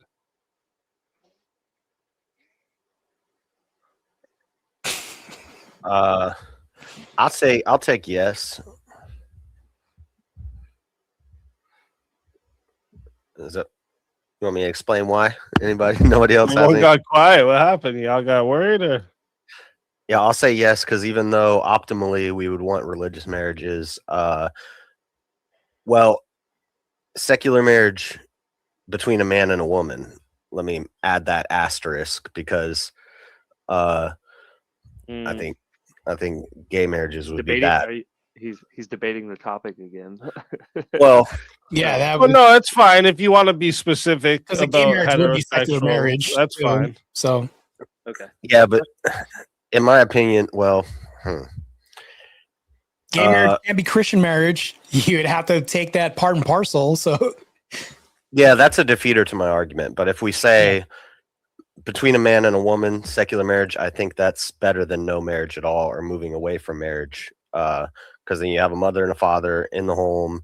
It encourages families. It's a move toward, because it's still a religious. what about thing. a woman and woman? I don't mean to interrupt, guys. I just want to let Tay Gooch know. Tay Gooch, you gotta give access to your devices so I can bring you up. No. You just left. But yeah, Tay Gooch, if you come back in, you got to you don't have to keep your camera on, but just give access to it so that it'll let you up. And then I got another fighter to bring to the show. Welcome to Verbal Combat. This is Verbal Combat. This is Verbal Combat. Brutality. Get over here! You will never win. This is Verbal Combat! Hello. Re-examination. Welcome to the show. Thank you. So I saw the prompt. I'm like, can I jump on that? I don't know if JS wants that one. I think I want that one a little bit more. I mean, normally I would say no, but I'm trying to, because I figure most people here are going to say no. But I do think there is a good argument for why it's a move towards the religious. Because even before we had gay marriage, we recognized that marriage was between a man and a woman, and it was a religious institution, but the state took it over. And so if we take gay marriages off the table, then I would say that secular marriage is better than no marriage. So you want to change the prompt? Not to get married. Yeah, we've gay done marriage this is before. secular marriage. You're changing the prompt. You realize that, right? No, I would say marriage is a union between a man and a woman. Not to secularists. And so a secular marriage would be when a man and a woman are united. Yeah, we need to qualify marriage. I think we all agree on Okay. men and women being marriage. I think if we all just agree one man, woman is marriage, we're not talking about all these other aberrations. I think I don't even think gay. Yeah, and that's fair not because usually this happens. Like I'll present a prompt and someone will say yes, but it comes on this contingency. So that's fine. If you want to say what if marriage yes, is I'm for gay? secular marriage, yeah. only for straight marriage. That's fine. I agree. Yeah. 'Cause if we throw gay marriage in, then we're all going to agree. Right. It's a defeater. Yeah, for sure. What about a First Amendment man and woman? Okay, yeah, never mind. Just had to throw that in there real quick. Oh man, I still think that's a better outcome than single parent families. If you got a screwed up mom and a screwed up dad, that's better than just a screwed up mom or just a screwed up dad. How many people on the panel are religious or Christian specifically? Is that everybody? I no practice. No practice? Yeah. Okay. So from a biblical point of view, secular marriage is legit. If you go to 1 Corinthians 7, it says that he wishes people, Paul says he wishes people, Re-examination, you got a 2 minutes. Damn, shots fired. Muzzle. King likes to haze the newest people on VK, so. And that argument I made is kind of orthodox idea of that it's a move toward the religious. Even hazed premonition. I'm still shocked that he did that. Our based grandma, and he just muted her for fucking that. Sorry, go ahead, guys. Sorry. Yeah, no, I like that idea though too. If I change that parameter to, then I would almost even say removing the marriage aspect and just saying like secular monogamous long-term relationships should be promoted, even absent the like marriage part, but just focus on the attributes of Christian or religious marriage that I think you could apply to people that maybe are non-believers or whatever, but if they followed it without the belief in God or whatever, still should be promoted because it's more beneficial. I would kind of agree with JS on that. Yeah. Unless like so I guess there's an argument if I was taking the other side, I'd say, well, secular marriage shouldn't even be a thing. It should be a civil union. If you want the tax benefits and like if your spouse dies or whatever, the will and all that, there's a lot of benefits to marriage outside of the religious. But if we're looking at those as the same thing, then it's good to push the propaganda and move the society toward marriage, even if they're not Christians. And they're unknowingly doing Christian stuff. So, well, it's culture's downstream from theology anyways, but yeah. Yeah, because it's like now it goes till it says 7 minutes. Shots. The timer's right here. Till it says 7 minutes. Damn it, dude. Because he was the only one I was gonna take the other side, but I have no knowledge in like, and he was about. Sorry, that was a 7-minute mute. My bad, guys, for interrupting. That was a 7-minute mute. That means until it says 9 minutes. My bad. I would finish his thought for him, but I don't know exactly. Savage. Yeah, he was about to. Hit the 2 Corinthians, and then just remember, guys. It always gives the guy on mute always has more time to come in. 2 Corinthians charades. Hold on, we're playing charades. Yeah, what is? Tell me what to say. 7. Tell me what to say. Yeah. 5-2. Oh shit. That's funny, but 7, I know American Sign Language, so I can help, but he wouldn't understand what I was saying anyways. Verse 1 through 5. 7, 1 through 5. Yeah, I can read lists. Here we go. First, we'll find it. 1. 2 Corinthians. If you guys are going to do like an exegesis of scripture, I'm out because I'm just a catechumen. I'm not going to. I just want to see what he was. That's what I was like. I don't have enough knowledge to hurry and hit the scripture and hit the why secular marriage like shouldn't be promoted. And it's like I feel like that's what I believe, but I have no justification for it. So I like couldn't argue. So then I was like, I'll take JS side and argue that like actually I think secular long-term monogamous relationships. Well, I think he was about to agree with me. Of having children, right? Yeah, that's a tough one. That's a tough one. Yeah, and the qualifier of like, do they have to be heterosexual? Yeah, I don't know where he was going with this. I'm about to let him explain out. So why don't you guys do your own arguments? Guys, what's happening? Yeah, I wish I had one. You disagree, Martae? No, actually, I'm bowing out of it because I feel like re-examination is going to do an exegesis. He's going to bring up scripture, and I'm just a catechumen. How it works in Orthodoxy is I can't like represent the church or go into this. Will be like Rev Russ. He can get into this, and you guys can hash that out. Yeah, for sure. Yeah, and that's why I won't press Martae on issues of scripture because I know in his tradition that he can't do that, and I'd be forcing him between a rock and a hard spot, and that'd be just wrong to do. So yeah. Appreciate that. I'll Bible thump with all of them. There you go. Ahead. I've had it, man. Oh, he's got the guitar out. Yeah, we got the 3 thumpers on the bottom. basically, you guys are saying you don't have any other arguments besides from scripture about this? I didn't would make an say argument that for scripture. it should, from a moral standpoint, if it's between man and woman, then yeah, there shouldn't really be an issue with it because there is marriage outside of the Judeo-Christian framework. Also, marriage itself predates the state from the Christian standpoint. So God joined man and woman together before any state authority existed. So we also have to take that into consideration.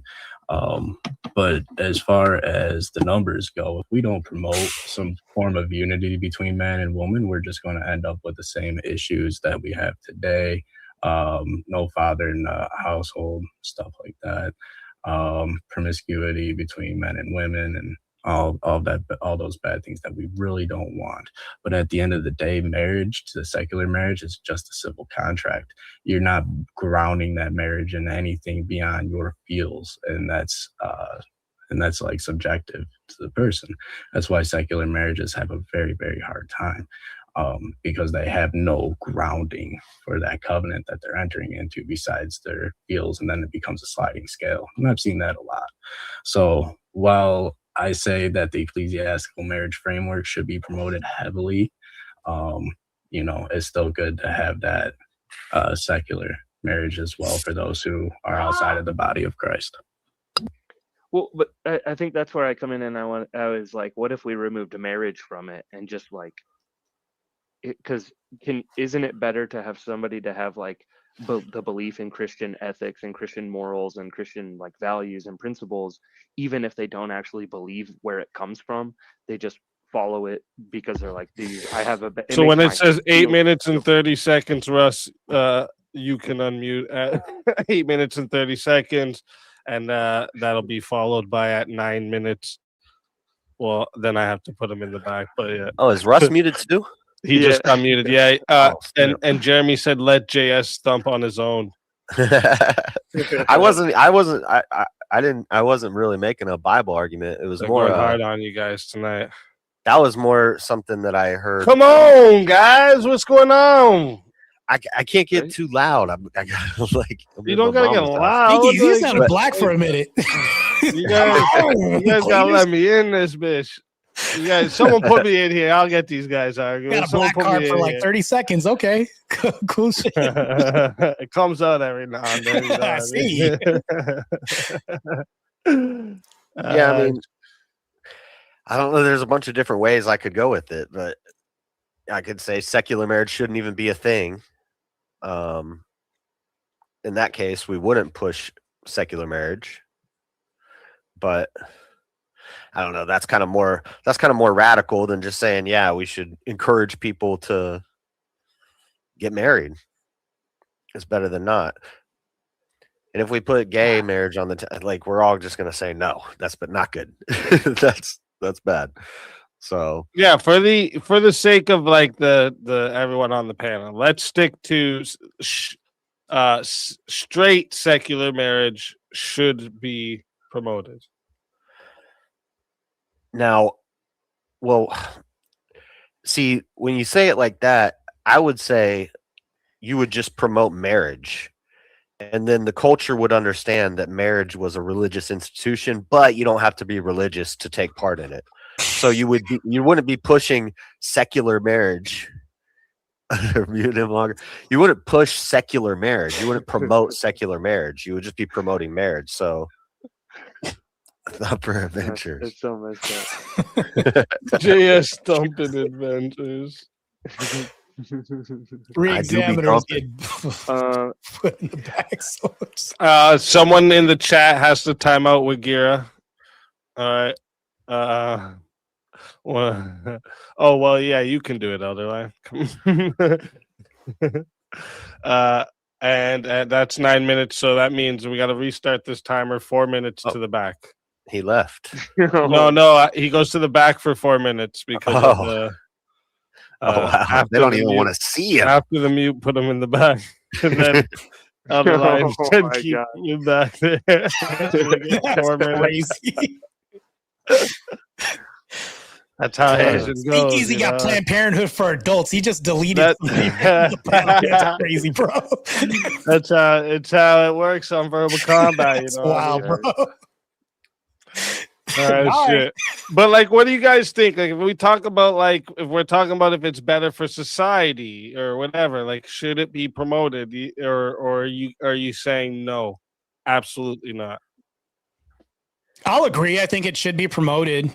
Of course, I'd promote the inverse, like Christian marriage. But like Rev Russ was saying, like Adam and Eve didn't have a state when they were together, and it's like I would consider that a union between two people, and it's like I'd promote that, and I'd promote two people staying together. You know, there's worse things to happen. We omitted gay marriage out of the whole spectrum, and even the First Amender, man and woman, is kind of whatever you call that bastardized version of that. Oh, here I go. You got 2 minutes, dude. So until it says 3 minutes and 15 seconds here. So chat's just being savage. All right, JS, we got this. Well, so if I want to get nitpicky about it, the way the prompt is worded, should secular marriage be promoted? Yeah, let's keep it that, because that's what I'm trying to figure out. No, so don't change it. Well, now I'm changing my mind. Yeah, exactly, right? Yeah, exactly. So I'm saying no, secular marriage should not be promoted. But it should. Okay, so I would probably go with the should because what is marriage without the church? It's just correct. But even if you didn't believe in the church, the following in the footsteps of it would still be better. Well, okay. I got about 1:13 alone, so what's up? Oh shit. We just added another 2 minutes to Reverend Gowdy. So Reverend Gowdy have 4, JS has 2. Mod, you're gonna have to help me out with all this. Y'all fucking me up here. Since y'all the ones doing this to me right now. I know I got a minute until Rev comes back up. Or not a minute, like it's when it says 3:13. Right? Y'all crazy tonight. I don't know what's going on. I don't even know what's going on. You're gonna have to help me out here, chat. You're gonna have to help me out. Y'all fucking me up doing this to me. I should have wrote this all down. Oh shit, we got more fighters.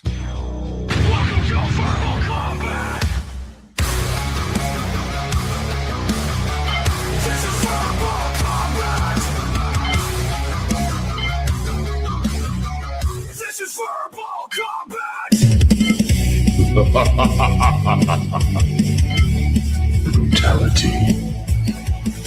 Get over here! You will never win.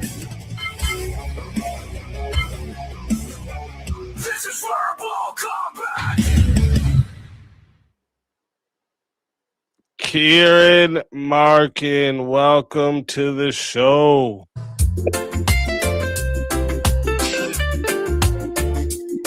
They call me the God. You're muted. The long way here and man. Well, now you got Katie singing, you see, so I had to do it. And Premonition, welcome to the show. Welcome. Hi, Just us at the moment. Oh wait, Rev's coming back up now. Oh, good. No, not me. Re-examination. I'm still in the back for a minute. Oh, is it? Okay. See, thank you for helping me out there. Alderline said, no, we don't get in the back. Kieran goes, she can stay. Okay, Kieran, you got 2 minutes. Remind me at 6:40, Kieran. Oh, you're muted. Is he muted? All right. Yeah, all I was saying is 1 Corinthians 7 says everybody should have their own spouse to avoid sexual immorality. 1 Corinthians 6 says adulterers don't inherit the kingdom of heaven, meaning you can't be a Christian in death and an adulterer in death. Therefore, non-Christian marriages are just as valid in the eyes of God as Christian marriages. I could go on, but those two are pretty solid. Oh, all right. Premonition goes until 7 minutes and 14 seconds. Well, looks like I got more time de facto because you're still playing moderator. Oh, Martae's back. All right, Martae, what's your assessment? I know I spoke really quickly. Go ahead. No, that was a lot, man. I actually agree with that, man. I have no qualms against that. But also, I can't do like an exegesis, as I've already said. But yeah. So obviously, the point is, if people should avoid should have their own spouses to avoid sexual immorality, we at least should promote things that temper down the sins of the nation. And if we're going to be like, well, you can't get married because you're not a Christian, well, then obviously that leads to horrible social problems on a mass scale.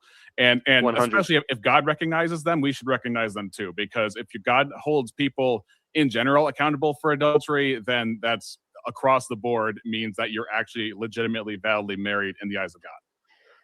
But the prompt is, should we promote secular marriage? We should promote religious marriage and say, even if you're not religious, you can still take part in this. But if we promote secular marriage, then I don't know if that would be good. Well, here's the thing. Do you think so? When John the Baptist says to Herod, "It is not lawful for you to have your brother's wife," doesn't that? Do you think that the brother got married in a synagogue or a church, or do you think it got married by the state? It's probably got married by the state or some kind of pagan institution, right? Yes. Right. So it's still a legitimate marriage in the eyes of God, and it would at least contain the fire of fornication, because the marriage bed, as Hebrews 13:4 says, is undefiled, but whoremongers and the sexually immoral God will judge. So I think at least we would be promoting something like you were talking about from the Orthodox point of view, closer to God. I don't know, or whatever. I forgot what your phraseology was, so forgive me if I misquoted you. But I would say it's at least less sin on the part of the sinner. And marriage itself does still point to God and the church. And while I would agree to you that if you're saying religious marriage in terms of like, we wish they were actually saved, then yes, but sharing the gospel is a separate issue than containing sin. You see what I'm saying? Because otherwise it'd be fornicating.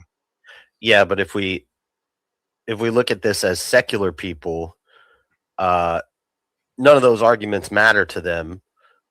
They just hear, oh, we should get married because we get tax write-offs, and also if I'm a woman, I can marry a rich guy and wait till he dies and take all his money, or I could divorce him and take his money. So this is what the secular person is thinking about marriage. They're not thinking about all those Bible verses.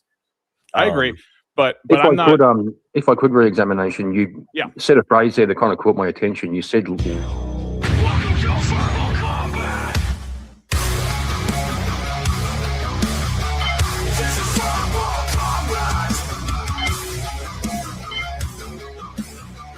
This is verbal combat!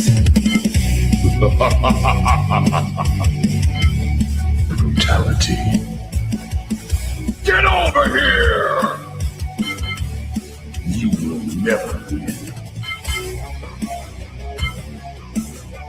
This is verbal combat!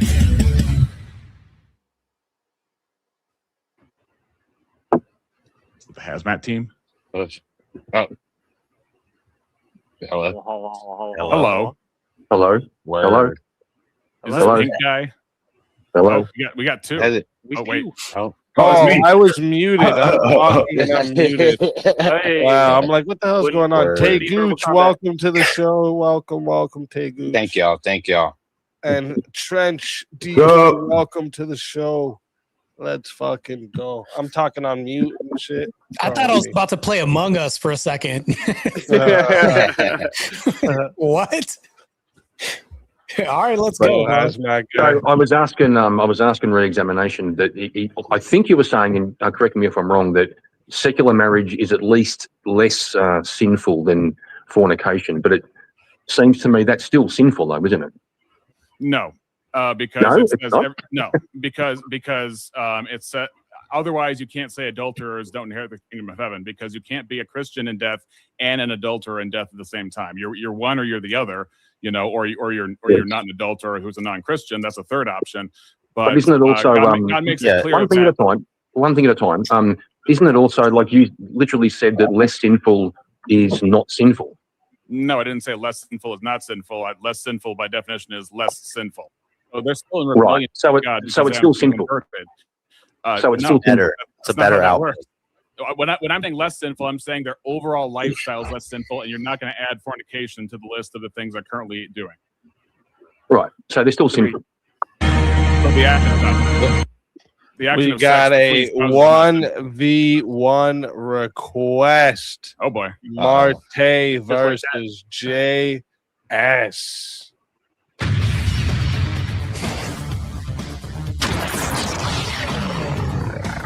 Time for 1v1.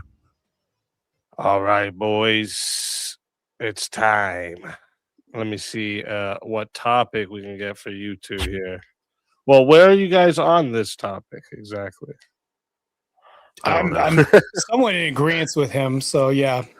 Yeah, sure. you guys were kind of agreeing a little bit there. Huh? All right, all right. Let me bring out another one here. Hold up.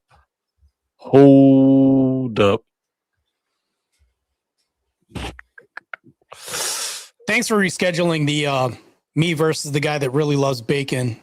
Appreciate that. No problem. No problem. Shit happens. Shit happens. What is that topic? Well, we're all gonna find out, aren't we? He's just gonna yell and roast the whole time. Well, it's gonna be not with emotional me on his there, side, right? but not That's on why my I'm gonna be there to rein it in. Yeah, adventures in babysitting for you speak easy for sure. That's all right. That's all right. That's what I'm here for. That's what I'm here for. Should education be privatized completely?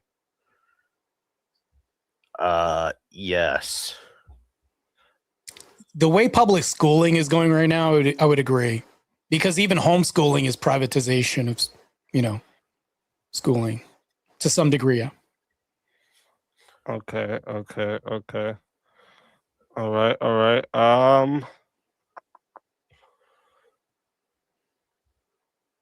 Here, let me bust out my list here. We can debate women choosing the bear as a form of bestiality. I don't know. Wait, what? Choosing the bear?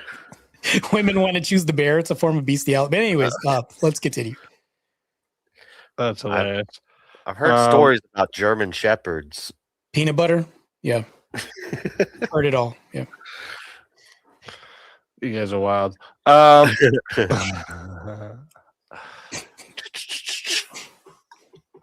Dogs love Jif, apparently. I'm trying to find a good one that I think you guys will actually agree on, because I want to try and get you guys to not have to take a stance you don't think is right.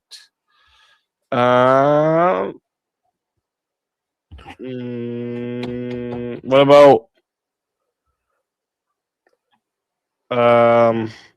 about should we allow torture in the case of a national emergency? Is torture how should we word this? Is torture a rational is torture should we use torture in the case of a national emergency? If we say it like this, we can you guys can kind of bring it wherever you want. Yeah, I think we both said yes. Yeah. Oh, you both said yes? Okay, hold up. Lose one to save millions? Yeah, for sure. Potential one, because it's torture, not death. If we're taking a while to find one we disagree on, I'll take the opposite. Maybe I won't let you know when I take the opposite. You can do that right now, JS, if you want. How about this? Take the opposite on the torture one? How about this? Racism isn't real. Correct. Yes, racism does not exist. The construct exists. Well, like as far as it existing outside of people's head, it doesn't exist.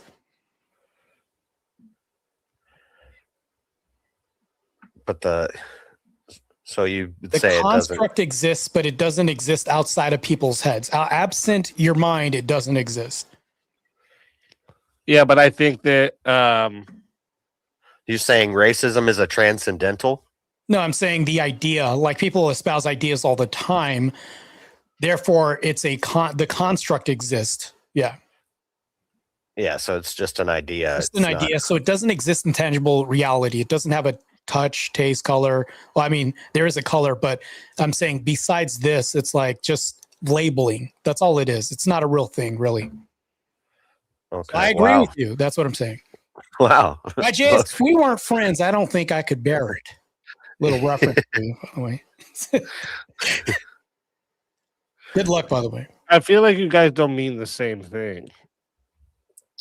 But yeah, it exists as much as we say Santa exists, and we know it's the parents. It's not like, you know. But we would say Santa doesn't exist. Yeah, we would say Santa doesn't exist. Yeah. But we tell people Santa exists until they realize the truth. Same thing with racism. Right. So they Like, believe I don't have to into a hate these lie. black people, even though they still can't swim. That's a truth. But still, going back to this, it's like, even though they made the Little Mermaid black, I don't know why when black people can't swim. Like, that doesn't make any sense. But it's not real. Like, none of this makes. So, okay, let me see. I think maybe if I You say don't know this why way- they say black people can't swim? They can't. Look at the Navy recruitment rate. Oh. Wait. Let me ask you black- guys. Let me ask you guys. Hold up. Never hold mind, I up. misheard you. Little blacks. Let me are ask you recruiting. both. I think you're both not saying the same thing, and I'm gonna figure it out with this question. Okay. If I say to you that like racism exists as a concept or a construct, but there isn't actually any racist people, would you agree with that statement? Yeah, I don't think there's racist people. Right. I know that's what you think. I'm asking what Martae thinks because I knew you guys weren't talking about the same thing. This guy. Way to reconcile this real quick. That's what I was kind of thinking. Like, This is what I do, bro. This is can what you I be do, racist? bro. You don't have to be racist. It's kind of my job, you know. I mean, if that's the case, if this construct didn't exist, and that's what we're talking about, which is what Speakeasy was talking about.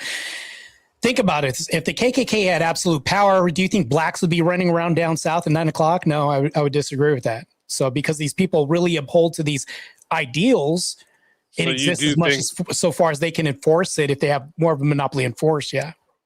So racist people do exist. Racist people do exist, yeah. Okay, so you guys are on the opposite side of this. I knew you guys were. I just had to This break guy. it down. I had to say it a different Whites way. are. I just had an argument that whites are the most Whites. oppressed people in the. That's street. right, exactly. Yeah, that's why I knew you guys didn't see it the same way. We have So- ordinances around this, I would say. Well, real No, quick, D, don't I- give away your argument yet. Don't give it away yet. So, chat, you guys know how this goes. It goes to 5 minutes. If you guys want to add on a minute, it is 10 to add a minute. It is 60 if you want to be the solo judge. And if we don't get a solo judge, it will go to the chat poll, and the loser of the poll will lose their soul. Fighters, good luck to the both of you. Let's get it. Racist people do exist, but racism doesn't exist. Just because people believe Santa exists doesn't mean, I mean, think about it. First Amendment goes out here and espouses that men can be women. To him, they exist, but we know in reality it doesn't. But to him, they do exist. So those people that do believe that men can be women do exist. So by proxy, I would say that there's people that are delusional out here. So that's like saying, well, delusional people don't exist. So if delusional people exist, then anything else can exist because people can think whatever they want to. So by saying that racist people don't exist, you're saying that these people that don't think these thoughts don't exist. Well, they've been trained and conditioned by this false belief their whole life.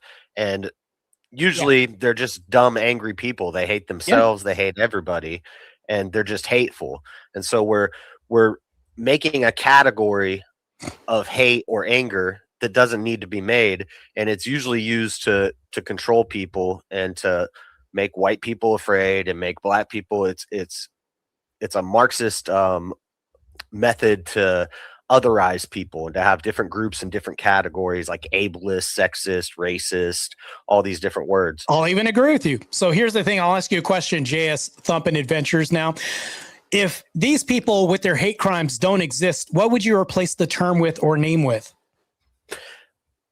Crime.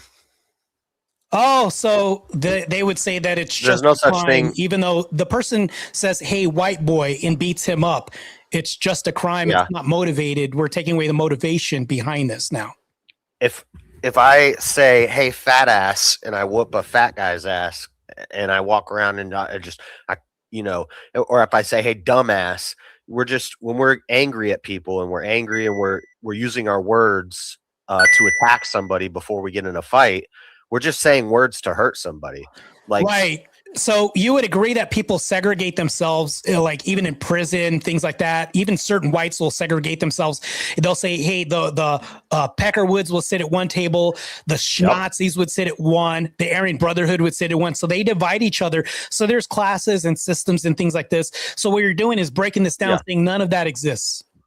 Yeah, I'm not saying race doesn't exist, and I'm not saying. Oh, okay. So race does exist. So there Race isn't an exists. ism when it comes to race that people think. An ism is a belief, and that belief doesn't exist. The belief is the concept, and we agreed on this earlier. Does the belief exist inside their head, causing them to influence themselves upon these actions and motivation, right? No, you can't taste it, touch it, smell it. How much does No, I'm not talking racism about weigh? that. I'm talking about inside their head. Are they motivated to do this behind this belief system? Does that motivate or cause a catalyst for them to, despite upbringings, everything else, does that influence action? Yeah, it could. So they do exist. Because of the motivation, and you have a grounding support system for why thing bad, that does exist. Evil, angry people can be influenced by anything to do anything, and that doesn't mean that. If anything, it's a demon. So when you say anything, what if is you it, go to a court, racist are they going demon? to say a demon? Because there's only one case with Elizabeth Warren and the other person who were the people. There's like the case of the devil who do it. Other than that, can you name a system or a case? I want to where go they back blame to the your devil instead of the intent. Well, I want to go back to your prison example first. American History X, perfect example. That should be required viewing in schools to teach kids that racism isn't real. Because what happens to him? He gets banged in the booty by a bunch of white guys, by the Peckerwoods. So correct. He was ostracized by white people because he wasn't acclimating to their culture. That's actually proven my point. His actions leading up to that were influenced by racist rhetoric. So he himself was motivated by racist rhetoric. So he himself did exist until he went to prison and got his own just cause, for sure. He was motivated by what he saw around him and his experiences in the world with people. And that made him think when he sees this thing, he expects that negative experience. But then when he goes to jail and he becomes friends with the black guy, this is the same thing with, I think his name was Gerald Davis. He infiltrated the KKK. But hold on. I always bring this one up because he went to a KKK meeting as a black guy and he had talked to him on the phone and they're like, "Whoa, you're the guy we were talking to? You're awesome." And they hung out with him. And then they ended up leaving the KKK. So let's stop it right before he went to prison. Was he a racist up until prison? No, he was an angry, confused. What was his motivation for stomping somebody's teeth on a curb? He was getting robbed. Right, but what was his actions geared toward a certain race? If the guy was white who was robbing his house, he probably still would. Can you contend with the hypothetical? Was his actions mainly geared toward a certain race? And did he fellowship with people who also mirrored this? Is the hate crime. This is the hate crime thing. Hate crime is who did he hate? All crimes are done out of hate. Right, but then the court, they'll say there's a hate crime, but they'll say what kind of hate? They'll even say this in legal jurisdictions. What kind of hate? If I get in a tussle with a fat white guy and I say, "Shut up, fat ass," and then I hit him, that's not a hate crime. But if I get in a fight with a black guy and I say, "You N-word," and then I hit him, now it's a hate crime. Let's simplify this. What does the KKK represent and who do they hate? They're like basement LARPers. There's 3,300 of them in America. Can you answer the question? You're never going to meet any of them. They don't really, they're like they just hang out in their basement. And that doesn't answer my, couldn't you answer the question? Who do they hate? What do they? They hate Jews. Bro, come up here at some point, bro. Answer the question. They They think they hate black people. Oh, they think they hate people. That's Yes. what you're saying. Yes. So presuming you know their mind. That's so you're saying that's think. how Daryl Davis was breaking up the KKK groups, because they had actually never met a black person. Outwardly They on had pamphlets. So JS they had an Adventures, image in their be honest with head. me. On pamphlets, what was written about who they hate? They pass it around in neighborhoods everywhere else. I don't know. I haven't read the membership package. You could Google this online too. By the way. We all know that the KKK hates black people and the Jays and other things like that. They're outward racist, bro. You're ducking this. Yeah. This is crazy. But okay, but so they hate Jewish people and black people. Race, okay. So Do those they are both hate it for races? any other reason, mainly just race, or? Because if you see a Jewish person, you're probably going to think they're a white person. So is Yeah, Jew they a race? consider Jews a certain race. Yeah, It's a race. It's not a religion or an ethnicity or a nationality. Race. So they hate a race. Because that's the problem. What is that called? These people exist. You'll find The logic train kind of follows. You'll find some of those gangs where they'll let like slightly brown people in, or like white passing Asians. So would that be a stark exception to the rule? Yeah, I think mostly. Oh, good lord, bro! These straws are great to grasp on sometimes, but I need you to go ahead and continue with this argument. Hey, kudos to you, man. You're trying your best. Hey, but here's the thing, though. Black Panthers were railing against the system, but we can also say they were adverse to white people too. We could say that DEI is racist in general, because if you're white, guess what? You're not getting let into a job by your own merit. That's racist towards white people. Hence, racism does exist because we do have programs developed against white people, which is oppressive towards white people. That's racism. Hence, the people that support it can support racism. We do have racist programs that exist as well, too. Hence, racism does exist through programming and ideological beliefs that people can force and push. George Floyd had people burn down cities because they were pissed off at, a cop when really it was just fentanyl. A lot of that's race. That's not really a race. That's not really a race thing. This. DEI initiatives and affirmative action, those benefit white women more than anybody Critical else. So race theory. Right. Critical race theory is behind this race thing. So critical race theory is BS, and it's made up by hateful, angry people who want so to divide and conquer. It does exist because these programs are pushed by people and their ideologues by forced through the system. So it does exist. That's crazy. Calling it racist is calling. I'll let it get to 10 minutes. See if we have a solo judge. Yeah, you tried your best, bro. That was good. So, you fought a good fight, bro. Hey, Martae, I want to ask you a question, brother. Yeah, if you had a house that you wanted to rent out, and you said to the agent, "Don't rent the house to Indian people because their cooking will make the curtains stink and you can't get rid of it," would that be racist or just kind of practical? I'd say that's practical. But it's based on a race, though. Like no Indian. So if you're talking about, so here's the thing though, then you would actually be making the argument that getting razors at Walmart, why they have that bulletproof plastic, they have to unlock that. That's not because of white people, but we wouldn't call that racist because we don't want to get our shit stolen. When we're talking about, some of these are but going back to my point, guys. Real quick, boys, quick. Chat. That is time up for the solo judge. I am putting the poll into the chat now. So if you don't see it, make sure you hit that refresh so you can see it. All right. And if you want to vote for this man right here, you're voting for JS Urban Adventures on the poll. All right. And if you want to vote for this man right here, you're voting for Martae Ruelas on the poll. Chat. Get your votes in right now. I'm going to start this timer up and y'all got 2 minutes. I just want to say, if you believe in words like this and you use them and you give them the power that isn't there, there's no power to them. Like, that's true. Really, what it is just hateful, angry people, and they'll pick anything to be hateful and angry about, and that's just but it's also about like it's kind of also about profiling. racism is really profiling. That means that they exist because they believe in this, so their actions are motivated by this.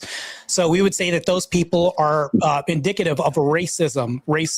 No, they're just dumb and hate. They're just dumb and hate. They're hateful. You're trying to prescribe hate to someone just by the way they look. Yeah, they don't hate everybody. Yeah, towards a race or a certain demographic, we would have to, we would label Lil Wayne. If they hated everybody, hold on, Kieran, because I might get kicked off here in a second. But they asked Lil Wayne. They said, test here, JS Adventure. I appreciate that. They said you filled this arena, and it was almost all white people. It was majority white people at a Lil Wayne concert. My credit would actually be higher. Like I thought my dad would come home from getting milk for once. My babies wouldn't be a good luxury for me to have in a white arena. Great. Awesome. They said, Wheezy, how did it make you feel seeing all those white people singing all your songs? And he said, I thought that was clearly a sign that racism doesn't exist. So let's go. You're talking about the hip hop and gangster rap was exclusively marketed to white people. Jason was shut up and debanked and demonetized. Yeah. That guy. Well, that ultimately boils down to like the white nationalist issue. That it boils down. That's what tears it apart. It's like you prescribe hate, like white people. Like I don't like white liberals. Like why would I want to live with them? Live by them. Yeah, I agree. Right. That's a belief. Well, can I propose a third option here? Like always got to talk on mute because it wouldn't be a speakeasy show if I didn't. Sorry, but I think Premonition's trying to say bye. I have to go, boys. It was so nice to see all of you, and we need to. I want to see 5,000 people watching the show, and I'm trying to think of the way. 10,000. It's got to be 10,000. 6 million. 10,000 white people. 10,000 white people. Million. You guys, we'll see you next week, but I will be watching. I've got to. Cheers. Check my stuff. Good night. Premonition. Always good to see you. God bless Premonition. Could we say that? Have a great night. If she could have Angela Lansbury next time, hold up real quick. Could be based. Real quick, we got our votes are locked in too as well. 24 votes. Shout out to everyone who voted, but let me see how many of you are in here. Let me see if that's a justified. I mean, there's more than 10 more of you in here, so some of you are furry lovers out there. Just saying, but 24 votes. Thank you to everyone who voted. And the winners with 75% of the votes is JS Urban Adventures. So Martae, Ruelas, tell everybody in the chat where they can find you. That's crazy. Why they should tell them they're racist. Why they're not white? Why they should bring you back for another shot at the $900 prize. You guys shouldn't bring me back, but I'll be back anyways, debating this Muslim who loves bacon and loves to be non-emotional. That'll happen on the 13th, so you guys will see me back regardless if you bring me back or not or revive me. But you guys can find me at OT on the edge with Martae Ruelas. Let's fucking go. Always a pleasure having you. And if they bring you back, you're more than welcome. And until then, my friend.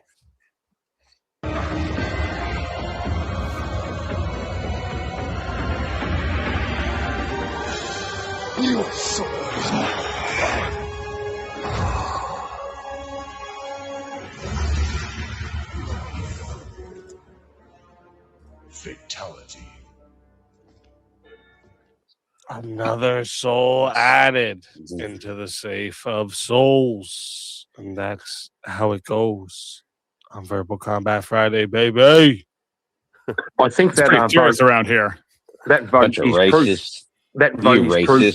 That's proof of racism because that's it. Martae nailed that debate and got voted off because he's black. Did you vote for him? Wait, did you vote for Martae? I didn't vote. So you didn't even help to vote. He likes furries. Talk shit, eh? No, I delegated the voting to Katie. And by the way, Speakeasy, your old lady was nagging me so much for the last 3 weeks that I finally gave Katie an account so she can talk in chat. You see, I've been henpecked. And nagged by the women. You. About time. Married life, I get it. I know, right? And we got some more fighters to bring up too. So get ready, boys. Can we just say on that last This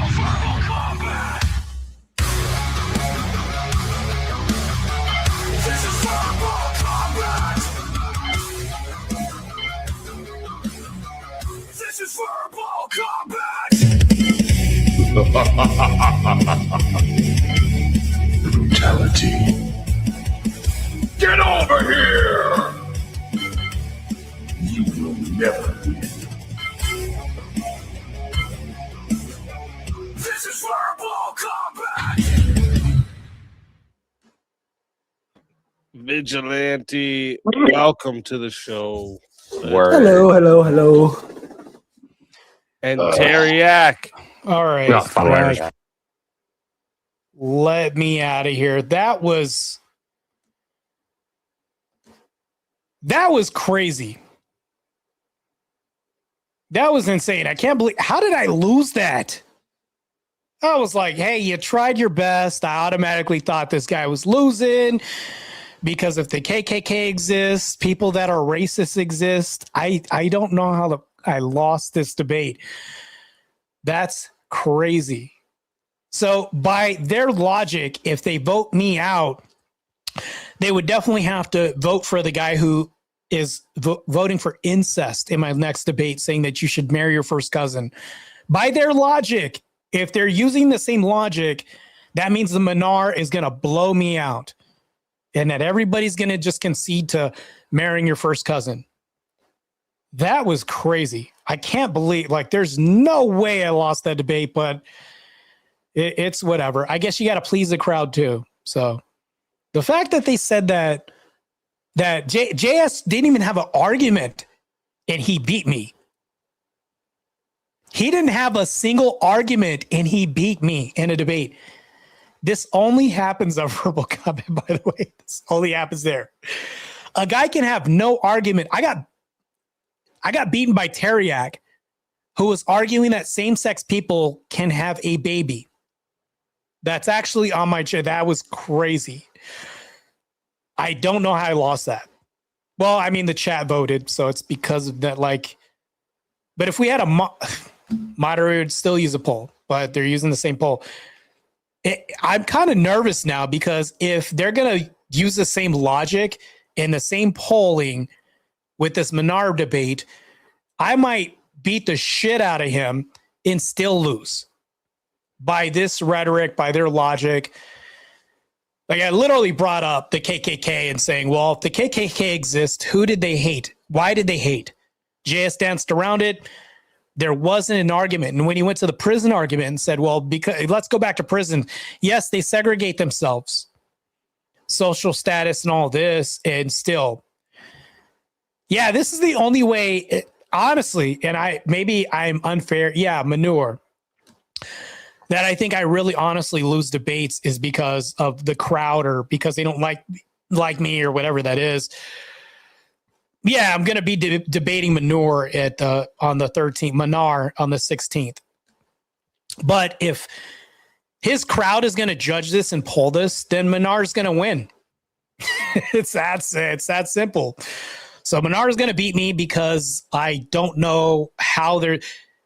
JS Adventures didn't have an argument tonight. He didn't present a single argument to show why they aren't racist. He just said it's just hate. When I talked about the motivation behind their hate and had a specification, he then started dancing around in circles and didn't have an argument against that. These organizations and programs are funneled by race and fueled by race, and in their creation of DEI by race in general. Hence, if they're supporting this, then how are they not racist by doing this? By design, by saying, well, we got to put the white people in the back and doing that's racist agenda. So it's like all this. I had so many points that I brought up, but JS won with no argument. There was like nothing to counter what I was saying, but JS won. That is crazy. Yes, on Speakeasy's channel with his audience. So Manar might win because of the way that they're voting, which means that if the other person doesn't have, like if Manar doesn't have an argument, but I have a solid argument, I could very well lose this, to be honest with you. So this was very concerning for me. So it's kind of an eye opener because if I can go on their panel and lose when the other guy doesn't have an argument against like there was no counter to what I was saying, that means that they could very well vote for the guy that promotes incest. That is crazy. Like, this is why, and no knock against Speakeasy's channel, by the way, but this is why I like to debate on various platforms. Like, I'll go to Cool Vic's channel. I'll go to Speakeasy's channel. I might be back on Grid One's channel. I tried to, but the guy bowed out of that debate. Things like this. So debate is a very tough thing. It's very subjective. Even if I have the most solid argument, the audience might be drunk that night over there. Who knows? I don't know why that debate went that way, but yeah, it was crazy. I will post that debate, but I want to have like not even monetized, which sucks. They demonetized me, and I lost the debate against an opponent that didn't have any counters or arguments.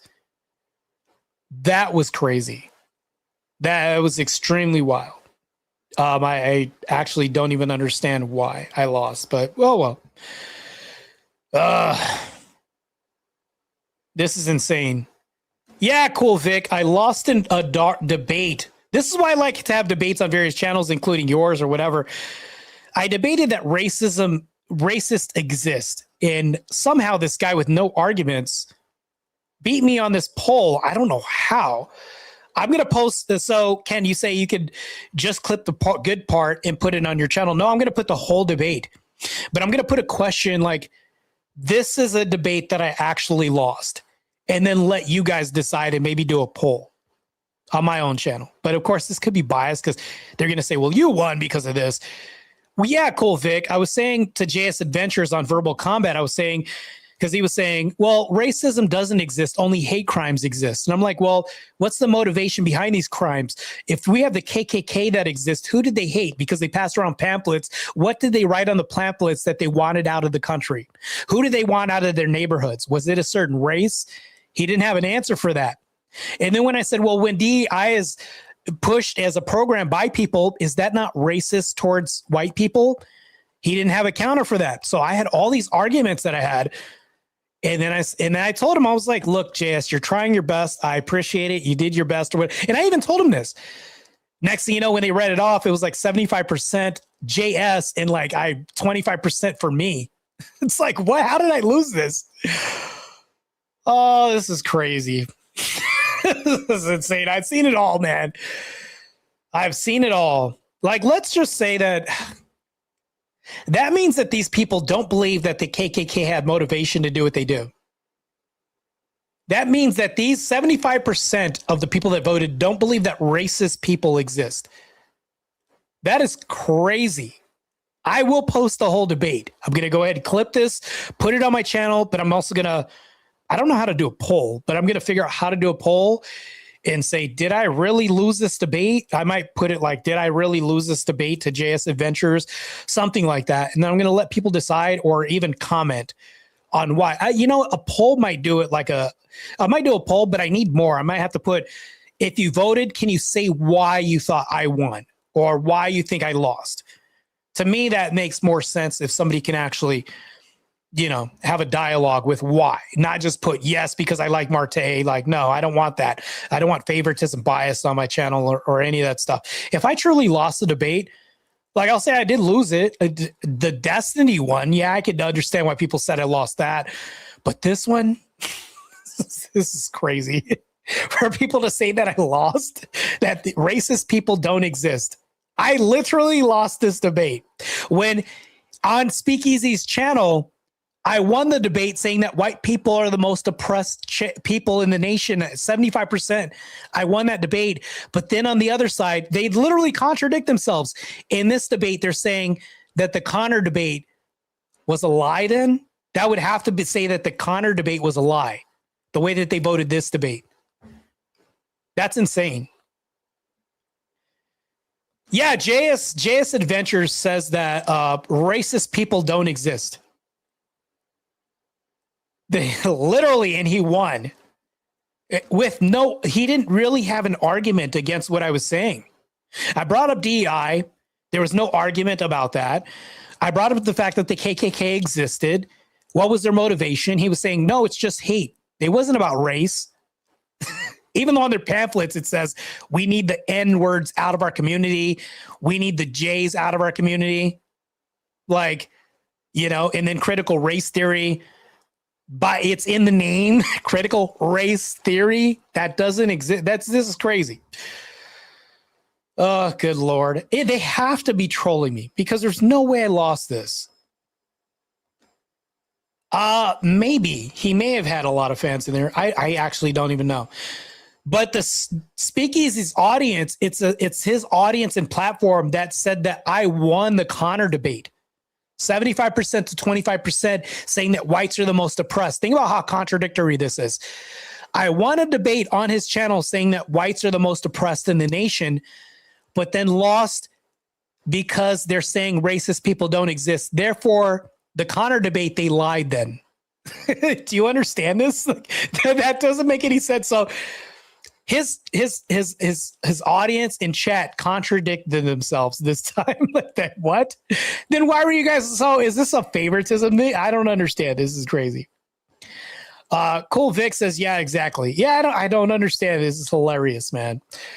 But yeah, I took an L tonight by an audience poll that says that racist people don't exist.